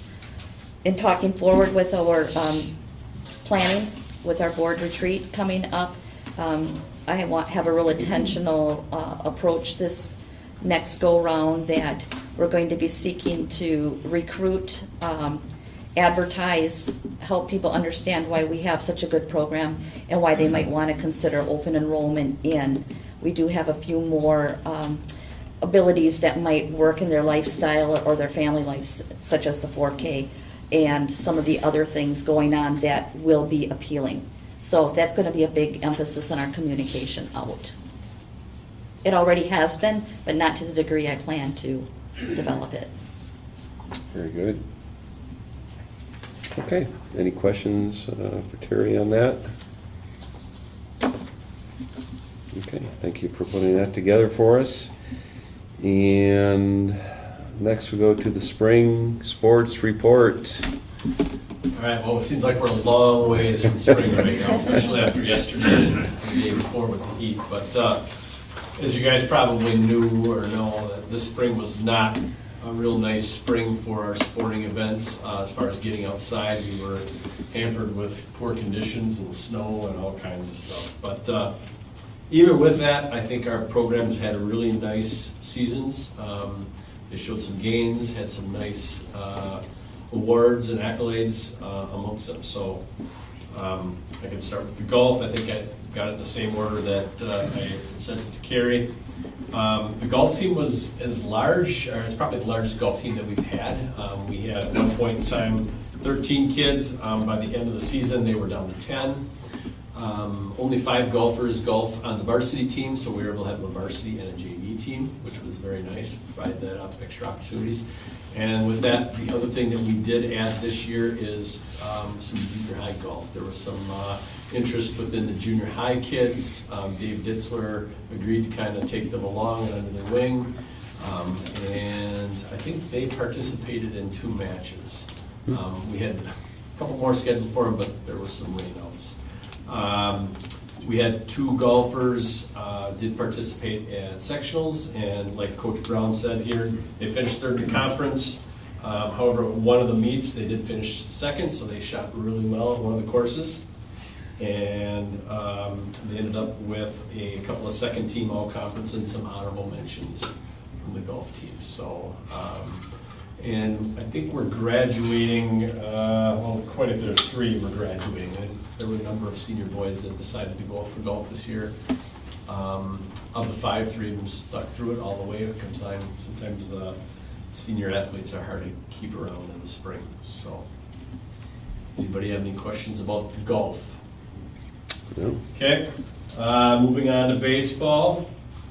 Baseball had another successful year. They did a nice job in the gym. I think our coaches did a really nice job kind of sharing the indoor facilities that we had while they were out, while we were kept from being outside for some time. This is the 5th year in a row that our baseball team was conference champions. They did share it this year with Florence. They split with, no, wait. Did they split? No, yes, they split with Florence. We beat them up there, and they beat us down here. And won their first round playoff against Gresham, and then we lost in a kind of a real close game to Wassa Newman here for the regional championship. It's one of those things where I think the 100 pitch count ended up kind of getting to us there. We ended up having to change pitchers at the end and had a 2-1 lead going into the 6th inning, and ended up, or maybe it was even the 7th inning, ended up giving them up 2 runs. So, but Coach Bisnett and Coach Wolasic did a really nice job with the boys. We did have 3 boys coming down from Phelps, so our numbers are actually 18 there. So we have 15 start and 15 finish.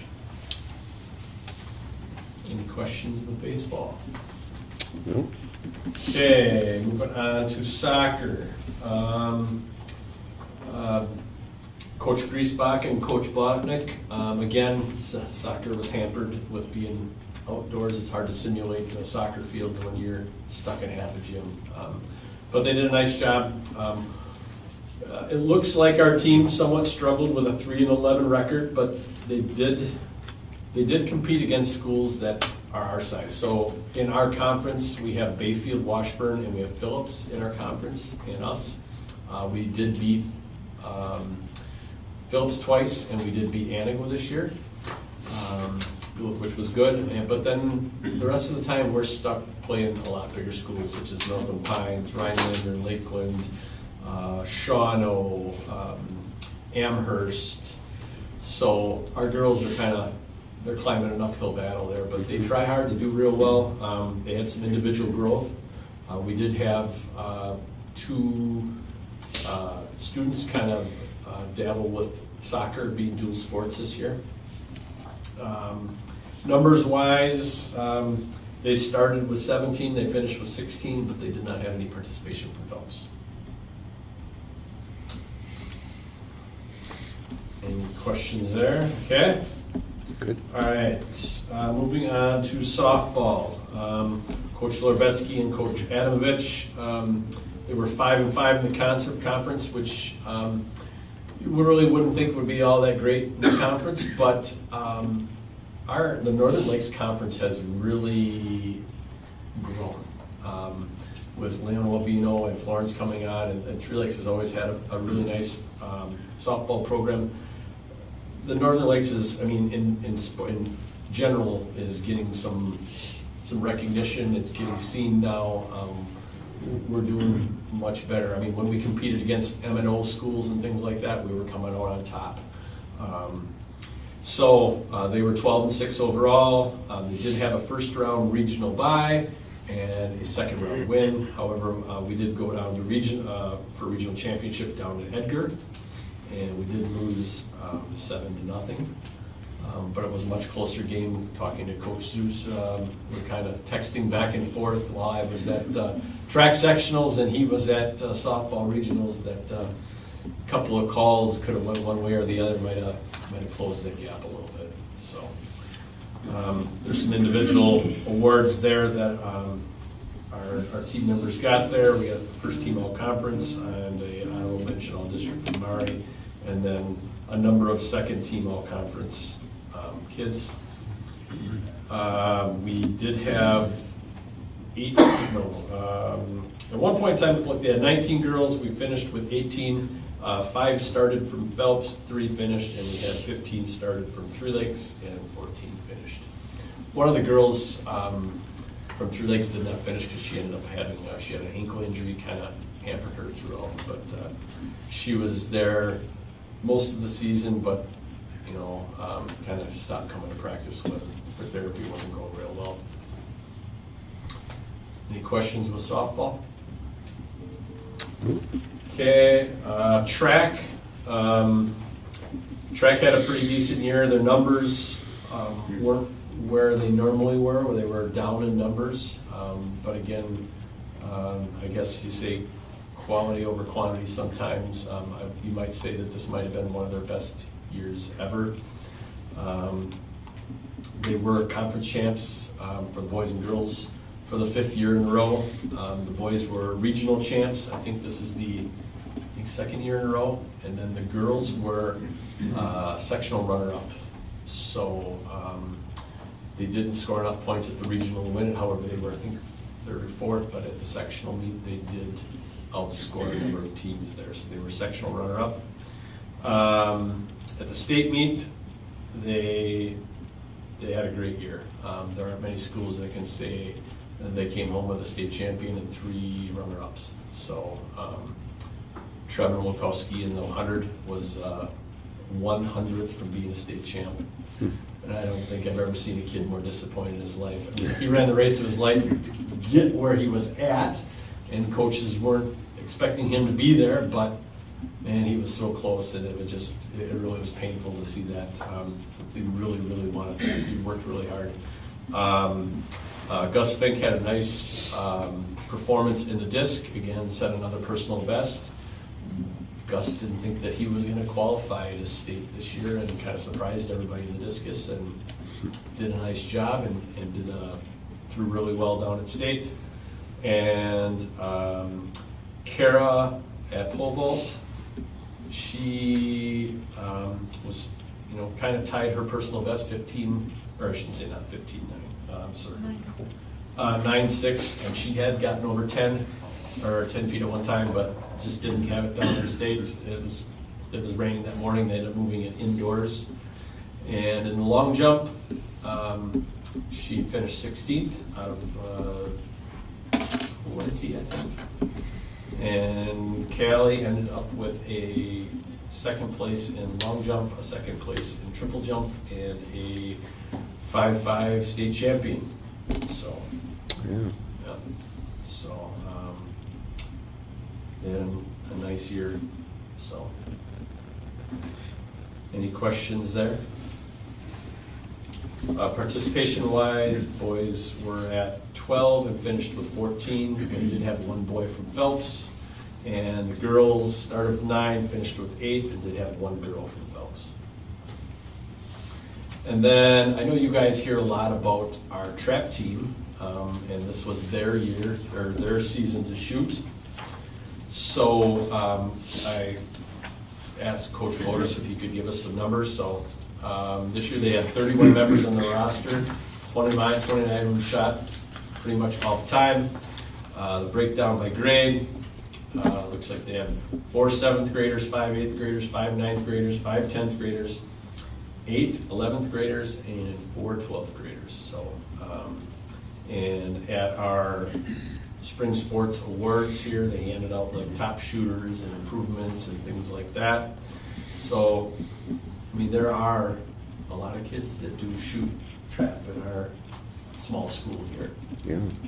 So, overall, like I said, it was a crappy spring sports season, but our kids and our coaches did a nice job.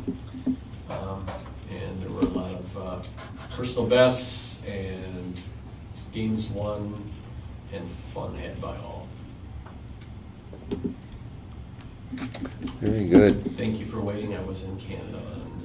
So.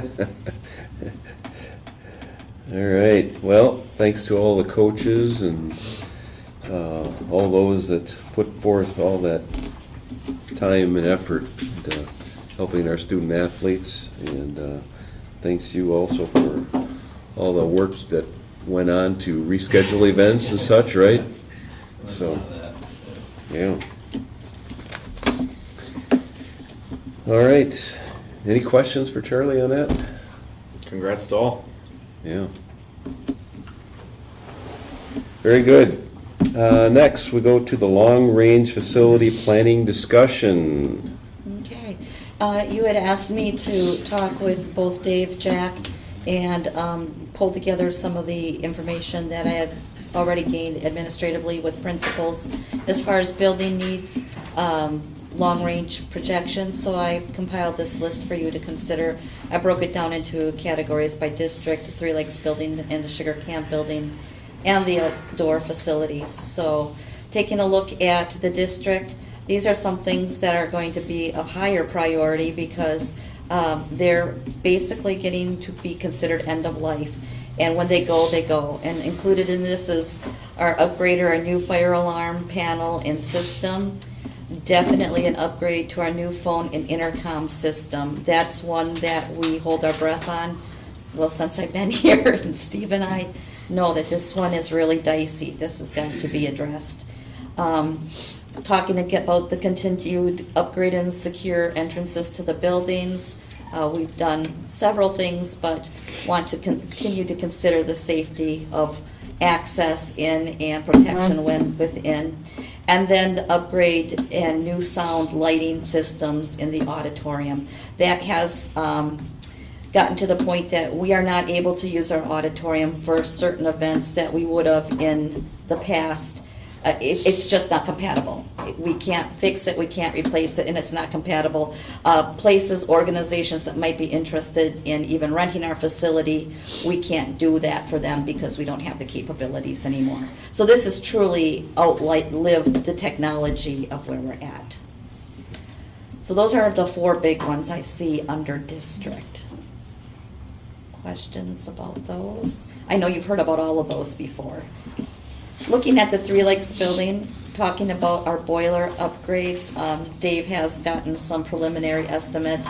Nothing's set in stone yet, but that is under consideration because I think that's one of the big potential breakdowns that we could see because they are getting older. The air conditioner units for the auditorium, the elementary, and the LMC office areas, they need to be upgraded. Outdoor lighting in the back of the Three Lakes building, we have some ideas to address that without it being super expensive, but that is a safety issue as well, so that's on our list. Our science labs are functional, but they are outdated in looking at sparking student engagement and what the possibilities could be. I think if we're looking longer range down the road, we should be investing in some updates to those labs. Few just general maintenance things. We have a window in the elementary that has disintegrated, it's rotting out. The windows in our boardroom have gaps. We have to start thinking about some replacement there. Our terrazzo floors are fantastic. We don't ever really want to go down the road of covering those up, but they need to be stripped and polished, and that's extremely expensive because you're basically using diamond heads to make that happen. So that's something that we plan for more long range. And then our bleachers in the small gym, they're wooden, they're older, they're narrow, they don't feel safe, and they're splintering. That's something that we've had on the last 2 years, are potential updates, but they don't make the final cut when we're talking about the priority of needs. So questions on those? No. Okay, our outdoor facilities, our track and field upgrades. We know that the surface of the track is in need of resurfacing. Irrigation of the football field, that comes on here because that, asks the bigger question, do you irrigate it? Do you go a different method, a different system? These things can get very pricey very quickly, but they're also the kind of like the highlights of a district that attract people and student athletes and families. When they're looking at your building and your academic programming, they're also looking at what you can offer in the extracurriculars as well. And we always get compliments on our facilities, but we want to keep ahead of that and keep, going forward with being up to date and in some cases innovative. Is there a well out there or a high flow? No. Right now, we connected the hydrant with a water wheel. Oh, okay. We're in need of a storage building. Or Dave, which storage building do you want to talk about? We need a storage building. We've talked about storage with locker rooms, bathroom, by the football fields, like indoor plumbing of some kind to get away from the porta potties. But then we've also talked about the storage within other building needs. I still contend that we need to purge a lot. And I know that it's really hard for people to say money was spent to buy these things, but if they're not used anymore, for instance, when we had, hundreds of more kids in the old typical desks, that's not how learning typically is. We've got a garage of probably at least 80 or 90 desks, if not more, out there that their life has gone, so we need to let some of this stuff go. We need to replace the sign on West School Street and School Drive. Keeping in mind that was donated in memory of someone, but that says an awful lot about your school district when you drive up. I think that's something important that we investigate. This might be a little bit of a hard one for some people, but removing the pine trees from the front of the Three Lakes building. Those big old pine trees are beautiful, and they've been here as long as I can remember. However, every storm, we're losing massive trees and we're having damage, and I'm wondering if it's to the point that they're not attractive anymore, and if the elimination of the trees and the landscaping was well thought out with a sign, it could be much more welcoming and provide green space in a different manner. So I just bring that one to you because, I'm a tree hugger at heart too, but sometimes we have to think about going forward with that. And then this one, I think we are going to be able to handle just with our maintenance staff, but we do need a drainage ditch by the elementary 4K doors. We have sandbagging that's necessary and flooding that happens, and I've already talked to one of the maintenance people about how we could potentially work on that, but that's something we have to be thinking about. And then going over to Sugar Camp, the septic tank replacement, we did find out that it is still sound. Just found that out today. We do not, I think, want to put that off indefinitely, though, knowing that it is outdated, even though it is technically sound, it is a potential hazard. So I would like that to be on a priority of being replaced, removed, relocated. The gym bleachers there also, I didn't notice this myself, but Jack shared with me and Todd too that they are probably in need of replacement. Our lockers could be much better for what our kids' needs and spaces are. They're very narrow. When you walk into Sugar Camp, it always looks messy and cluttered because you can't fit anything in the lockers. I think that talking with perhaps Brumar, some of the other places, we can get some good ideas about more of a cubby approach or a more efficient way of storing your winter clothes and all of that, and making it more accessible to our little ones. And it is unbelievable how expensive lockers / any kind of storage in schools adds up so quickly, because we had the bright idea, well, since we're doing the floor in Sugar Camp, let's just get some lockers ordered. Well, that's not going to happen. It's just not feasible without better planning. And then the 4K expansion as potential, what we want to see happen there, and the kitchen and lunch area expansion. It would be nice if we did a further long-range plan that we had some kind of common area where there could be gathering for meals, get-togethers, lunch, and still have gym available. But those are your bigger vision wishes rather than requirements. So this is what we put together now. Like I said, I don't think there's anything really new to this, but before going ahead and saying, well, do we want to move forward with investing in a contract with either Nexus or FEH, or putting it out for somebody else, getting more ideas, this is what we see internally as some of our very biggest needs or desires. Yeah. So basically, this is I guess I look at it as basically a start, right? There's a couple of things that I like the sound and lighting system in the auditorium. We need to do something too with the gymnasium as far as a sound system in there. I know it's a little thing, but I'm assuming we're still talking about having a discussion whether we go to use the services from the two entities that we received presentations from, Nexus and FA. Yes. Okay. You asked me to bring this forward so you had more to think about. I mean, I can generate a list with the minds of the people who are living it, but to the degree that you would want the specifics, that's going to have to come from somebody with more knowledge. Yep. And, I know we talked about, you brought a couple things up about the safety aspects and such like that, the entrances, and there may be more that we need to consider as well. One of the, I think it was the last one we talked about second exits for our classrooms, and things like that. We just need to look at and consider. I know there has been discussion in terms of just updating the classroom to ensure we got good delivery on instruction and such like that. And I guess also talking a little bit, touching base with our spring sports.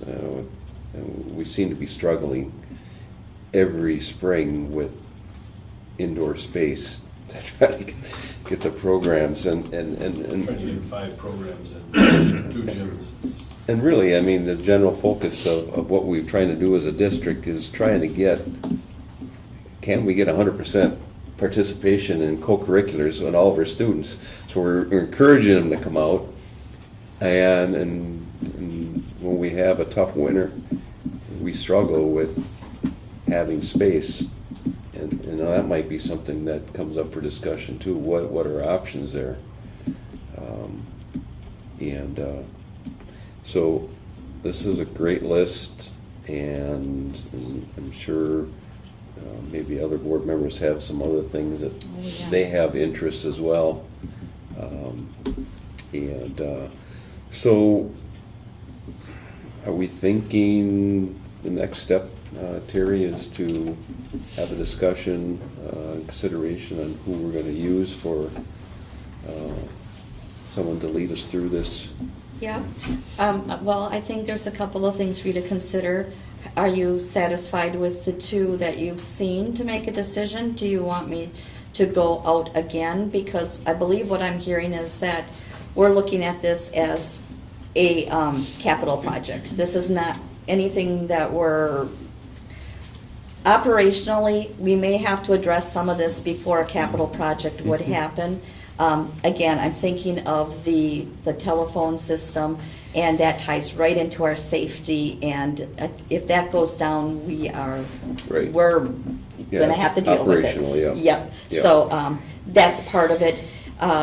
One approach that I thought about was both of the cases that were presented to us, they bring to us their ideas and all the things of, the best, the better, the good. Do we say what we're looking for right now is just a plan? Do we give them direction that we want a long-range facility plan that is much more pinned down, in what we're desiring with a fixed cost, that this is what would it cost for us to give you this, rather than if we go to a referendum, then we're part of the process. That, like I said, that was an afterthought on my part too, because there are different approaches to this. But I think it would be very wise on our part not to put it off too much further. So when we're talking about the mechanicals of our Three Lakes building, we know our air conditioning units are at this point. It's likely that we've got this much more time out of them, this many more years or not. Our boilers are there, even some of our internal piping is corroding. I know that we're dealing with leaks more this last year than ever before. So those are the kind of things that they start presenting themselves, and we want to get at it. Yeah, and there may be things that we're not aware of until we have an Correct. analysis of these things, so. Other board members, any thoughts in terms of, one of the questions Terry had is, do we look at any other proposals from other vendors at all? Are you satisfied with the two that we have presentations thus far? I would remind you, I did put out several feelers, and there was not a lot of bites out there because they're so booked so far out. But I'm willing to try again. Initially, the two that we heard from thus far were based upon discussions that we had at the state convention. And so there was some background work done at that level to narrow it down to the two. But not to say that there's definitely more out there, that's for sure. Well, I guess the point is we have this pile of stuff that's got to get looked at and addressed. And so we're going to probably have to wind up going out on a separate referendum to do this. And because it won't be just operational. Correct. We have an operational one due this fall or the next spring.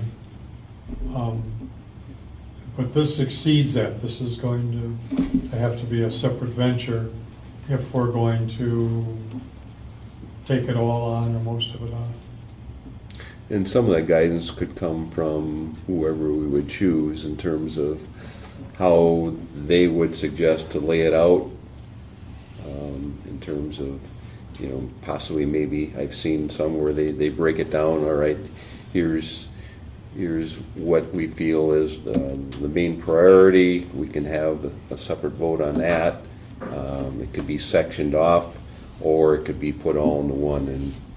And again, that might be something that we can get input on, from people that do this. Well, I think if you add all the the bits and pieces up and you prorate it over the next 10 years, I mean, that's going to be a big chunk of money. So, the good news is, I guess it'd be spread over 10 years or whatever, but the bad news is it's nonetheless a big chunk of money. I don't think, with the exception of redoing the roof, we've done anything earth-shaking to this building in the last 10 or 15 years, have we? I mean, Well, maintenance yeah, staff has definitely done a bang-up job on keeping things Oh, yes, oh, as yes. is and No. a lot of improvements, yep. But No. big projects, no. Right. And the last big one we had would be the roof, and the roof we did separate as a one-up. And we did that for what, 3 years? I think it was 5. I would have to look back. Well, I thought it was a little shorter than that, but it doesn't matter, it was taken on as a one-of, and the way we're looking at it now, if you look at the whole building, the whole 2 buildings, and you put those all together, that's a lot of stuff. Yeah, I mean, there are periods where you have to reinvest into upgrading, changes as educational needs change. Right. And the last major one that we had was early 90s when we put the additions on. And so it's been a number of years. And as well as things have been taken care of, there are different needs that we've got today than we did. Yeah, we, for everybody's benefit that weren't there, we had a meeting with Governor Evers, who was sitting in the room here, and we were talking about the building, or somehow the building came up. And somebody asked, well, how old do you think this building is? And he said, oh, like 4 or 5 years or something. And at the time, we're 20 years into it. You know, I mean, he almost fell off his chair when he saw that, 20 years and the kind of shape and condition that we had put in the effort to keep the building in. So that was, so we do that, and we do that well, and we'll, obviously keep doing that. But with these other things, if you need new machines, you need new machines. Okay. Any other input from anybody else? I mean, I got a pretty good feeling from the 2 that we looked at. They're the 2 that we asked people for interest. We got 2 that showed We got interest. 2, that's right. That's not, One I feel like had a little more interest than the other. The question, I guess, devil's advocate needs to be asked, why do they still have room? Is there a reason, or is it just that, they're a little more efficient, maybe, than the rest? That they can still take on new work. well, but there's nothing that says they're gonna say, hey, we'll start to work tomorrow. Right. I mean, it could be a year Right, from now. right. They could be a year out and just trying to pile it on Yep. too. Right. Other than that, the only thing I would say is I'd agree with Mike on the audio. It's not just the auditorium, it's both the gym here and the gym and sugar camp as well, Okay. I would say. The sugar camp, so I don't. Well, the forget. system, the audio system that's in the gym was beyond Original. repair 20 Yeah. years ago. Right. I mean, Yeah, that was that's state of the art original. when they built it, which was 30 years ago. The announcements don't play in the sugar camp gym at all. Like, No. you can't- Yeah. Well, it's very Charlie Brownish when you're there. It's kind of a wah, wah, wah. So we know we have needs, right? Yep. Maybe the best answer is to put our mind to picking one of the 2 of them and getting them in here and saying, okay, here's our list of 28 items. You might have a few more to add. Give us a plan. Okay. The other thing that might be worthwhile is picking maybe 2 of these that could be the most creative, or 1, and seeing if they're willing. Hey, earn our business. What would you do with this project? See what kind of ideas they might be willing to have.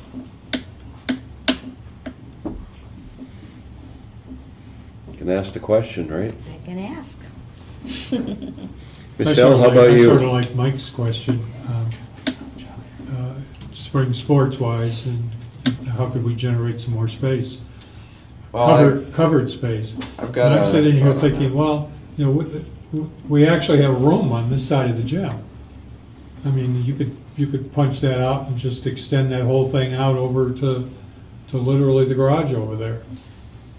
Well, the other thing we could do, I don't know if we're really going into this, but, we've got 5 sports, 4 of which could be done inside. I'm assuming trap was one of the 5 we were discussing. Yeah. Not really Keep be that done outside. inside. No, we have a golf, track, soccer, Baseball, softball. Okay, so it is 5 without. If we were to try and touch base with Rhinelander and the Dome and say, Well- hey, if we were to rent this out for 1 day a week, we could get a lot of the teams in there in the number of hours. I've tried doing that. They won't touch it. They're so busy, and when we're in that type of need, Yeah. that place is booked until, we played softball games in Yeah. there at 7:30, 8 o'clock Right. at night just to get them in. Yeah. Because Oh, that I was the know. only time it was available. I know. Yeah. They actually had some colleges coming in Yeah. overnight, Mhm. Yep. 1 a.m. coming in for stuff. Yeah. I didn't know if it'd be something. Yeah, if I've we, tried, If we yeah. planned out with them, if it could be done, but. I've tried, yeah. Yeah, we need to have a big heating system with in-floor. For a baseball field and golf course and. Start going to the town, put a dome up. So, It was actually interesting this year to see the other. coming back to you, Michelle, did you have any suggestions? Are you ready to come together at the next meeting and make a decision on who we may go with? Yeah. Out of the 2 that presented to us, I'm more inclined to go with the first one because they actually took the time to come here and assess our facilities. So that speaks highly to me. The other one didn't even take the time to come and look. So I don't know. That seems kind of odd to me that they couldn't come here and look, and they couldn't even come here and present in person. So yeah, I'm ready to go forward and get a plan to get some prices and see what they can come up with. My sentiments exactly. So, it sounds like we're ready to make a decision. So, we're not making one today, but it sounds like we're ready. So I guess we can put that on next month's agenda, Terry. And thanks again for putting forth the effort to start the list here and then we'll go from there. Very good. All right, anything more to that? Nope. Answered all your questions you need? For now? That gives me something for now. Okay, very good. Okay, moving on to School Forest. Camp 3 update / report. My presentation Camp is 3. only an hour and a half, so There we go. All right, so we're going to use the board. if that's all right, yeah. All right. Feel good to stand up. Because the graphic will explain a lot better than if I spent 15 minutes trying to babble through it. Good to see it still works and I didn't break it last time we used it. Got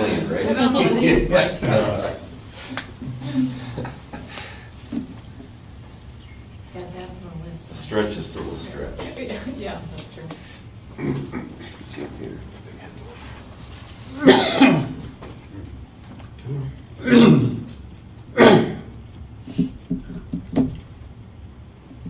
Why is it not showing up then?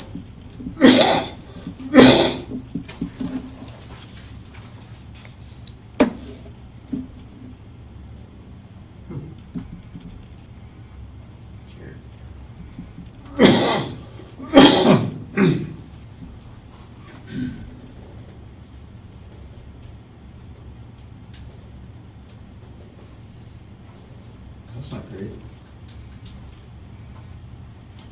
Did you pull the cord and put it back in? And there should be a remote somewhere that might have us. There you go. Came alive. Stay in Back. source.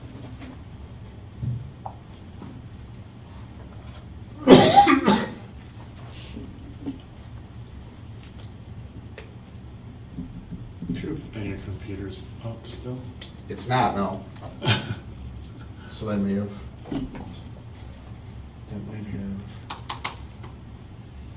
might be our juice. Okay, so, Can we talk to him? basically, there's two things to report. One, Phil sent us an email from MSA this morning that he's ready to sit down and talk with us about the design they've got shaken. Or I can also say that there's been a lot of activity out there, MSA-wise. There's wetland delineation flags up all over in the places where we knew that there was wet spots. They've been out there quite often in the since last we talked. So Terry and I will get that on our schedule as soon as possible, because they're ready now to show us some more specific designs and plans. The other piece is we've got a pretty good chunk of the trail loop done. That's what I was going to show you on the map. Finding that it's until we get a little bit of a corridor punch through. Those of you who have taken walks out there, you know that the area from Highway A, just north of where our parking lot facility will be, it's a tough walk, and there really is no way to get from there to the back side of the property without barreling through a lot of brush and brambles and whatever. It's a really nice walk in from John's side, but it's a longer walk. I'm finding that parking on Camp 2 and walking in from that way is the best bet to get to where the trail, the back part of the trail loop is going. I'm not touching the front part at all, because based on what Phil comes to us and what we decide to do up there, I don't want to spend time making a walking path that's going to be a parking lot, right? For sure, we're on schedule that as soon as we get a parking lot there, we're going to be able to connect our trail. We've got some loop back there going. It's going well. I haven't gotten to a point where I want to invite a crew of community service kids out there yet because of the Bramble walk, and I wouldn't even subject my own biological kids to that.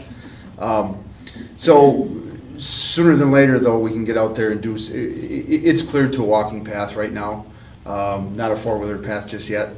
Part of it is I'll need to get a four-wheeler in there to make that happen at the very least. There's a couple of rocks that are going to probably test Jeff McDonald's mini excavator he wants to try on.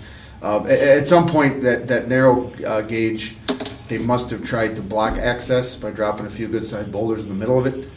And if we're going to want to use that for a corridor, we're going to need to do something with a couple of those, or leave them there for aesthetic value. They're really pretty. I was going to show you a picture of them actually, but so all is well out there. Took a hike also. John Grossman took some time out of his day here last week, and we took a walk through our property over by Stella Lake Road. Some interesting environments there that I would love to get our classes out to too.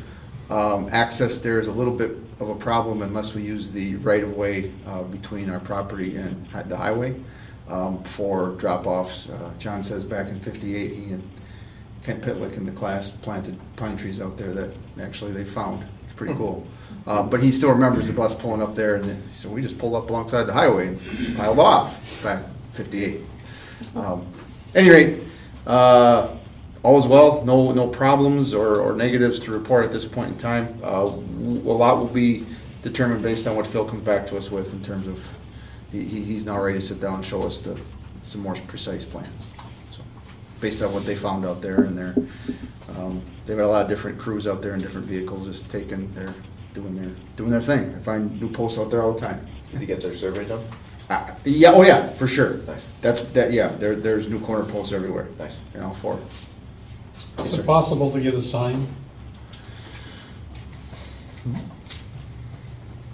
Doesn't have to be, the permanent Waldorf Astoria one or something, but a nice sign saying this is Camp 3, the whole.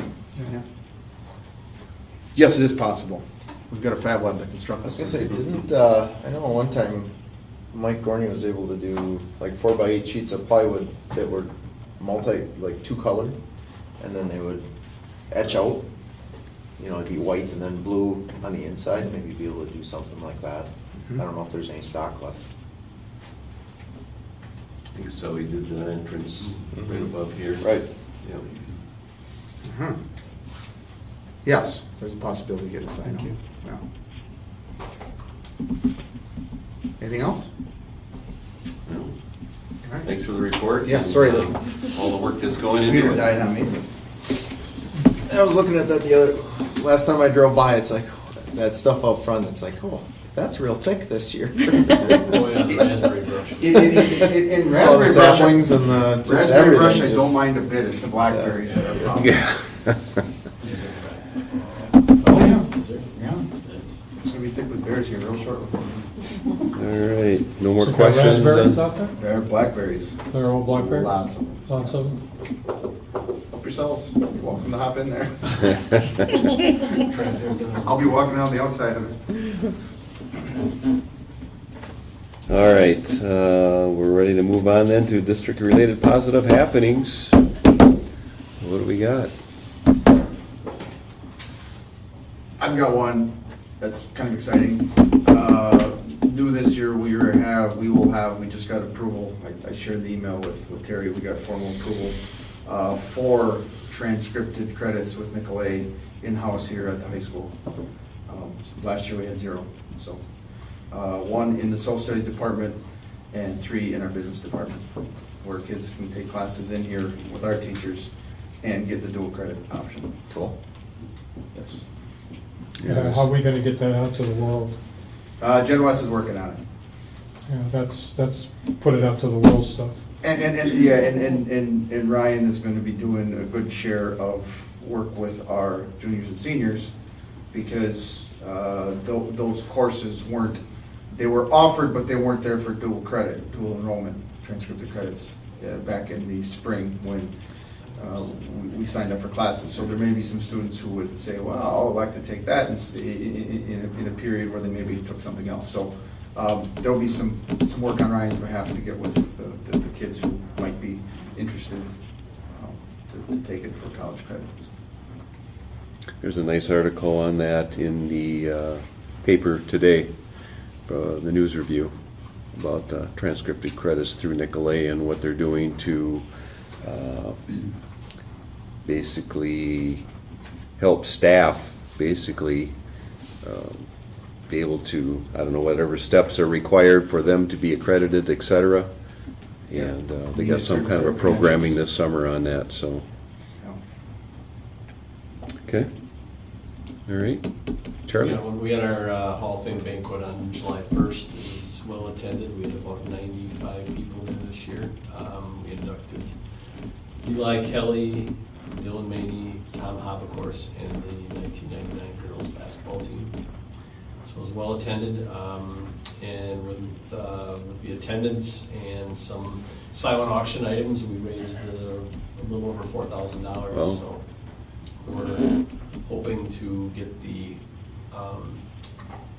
vinyl between the 2 trophy cases up here, hopefully in the next month or so, and put our Hall of Fame plaques where they belong, so that area will get dressed up. Great. Yeah. Heard a lot of positive comments about it, so. It was a good time, well attended again. Good. And we had a little fun on the 4th of July. We, Yeah. thanks for all those that put forth and pulling together the banners and putting it all together. And we had a wagon full of students and followed by several athletes. So, yeah. And special thanks to Toonie Selinsky and Mike for providing. Toonie bought all the candy, and Mike for his wagon and wood and tractor. Yeah, we ran out of candy. Yeah, we had too many people. I would have never believed we would have run out of candy. Oh, yeah. It was- There was a lot of candy. Yeah, I couldn't believe what she brought. Yeah, we got about halfway down Main Street. Jesus, so, it's a good math problem, you know. Ratios. So, yeah.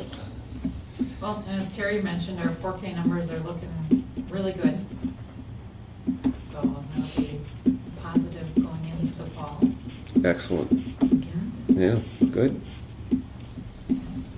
All right, anybody else? All right, WASB correspondence, anything to share there? No, I don't have anything new from them. I did check on CISA to make sure that their annual meeting was coming, and I was told you were contacted. I just wanted to verify that. First. Yes. WASB, I think they're gearing up to start getting things out to us again, waiting to hear when the conference is going to open, and when that does, I will get us all registered, and I'll check with you first, but get that information out to you. Okay. All right, very good. And to executive session. Adjourning to executive session pursuant to Wisconsin State Statutes 19.85 1C to consider employment, promotion, compensation, or performance evaluation data of any public employee over which the governmental body has jurisdiction or exercises responsibility. Specifically to consider individual staff contracts, hiring and/or resignation/retirement of staff. Take a motion to adjourn to executive session. Make the motion to move to executive session. Second. All right, motion by Josh, second by Terry. Roll call vote, starting with Terry. Aye. Michelle Aye. and Stacy. Aye. Josh. Aye.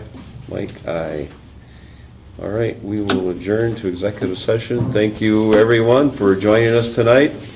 And probably all see you very soon, I'm sure.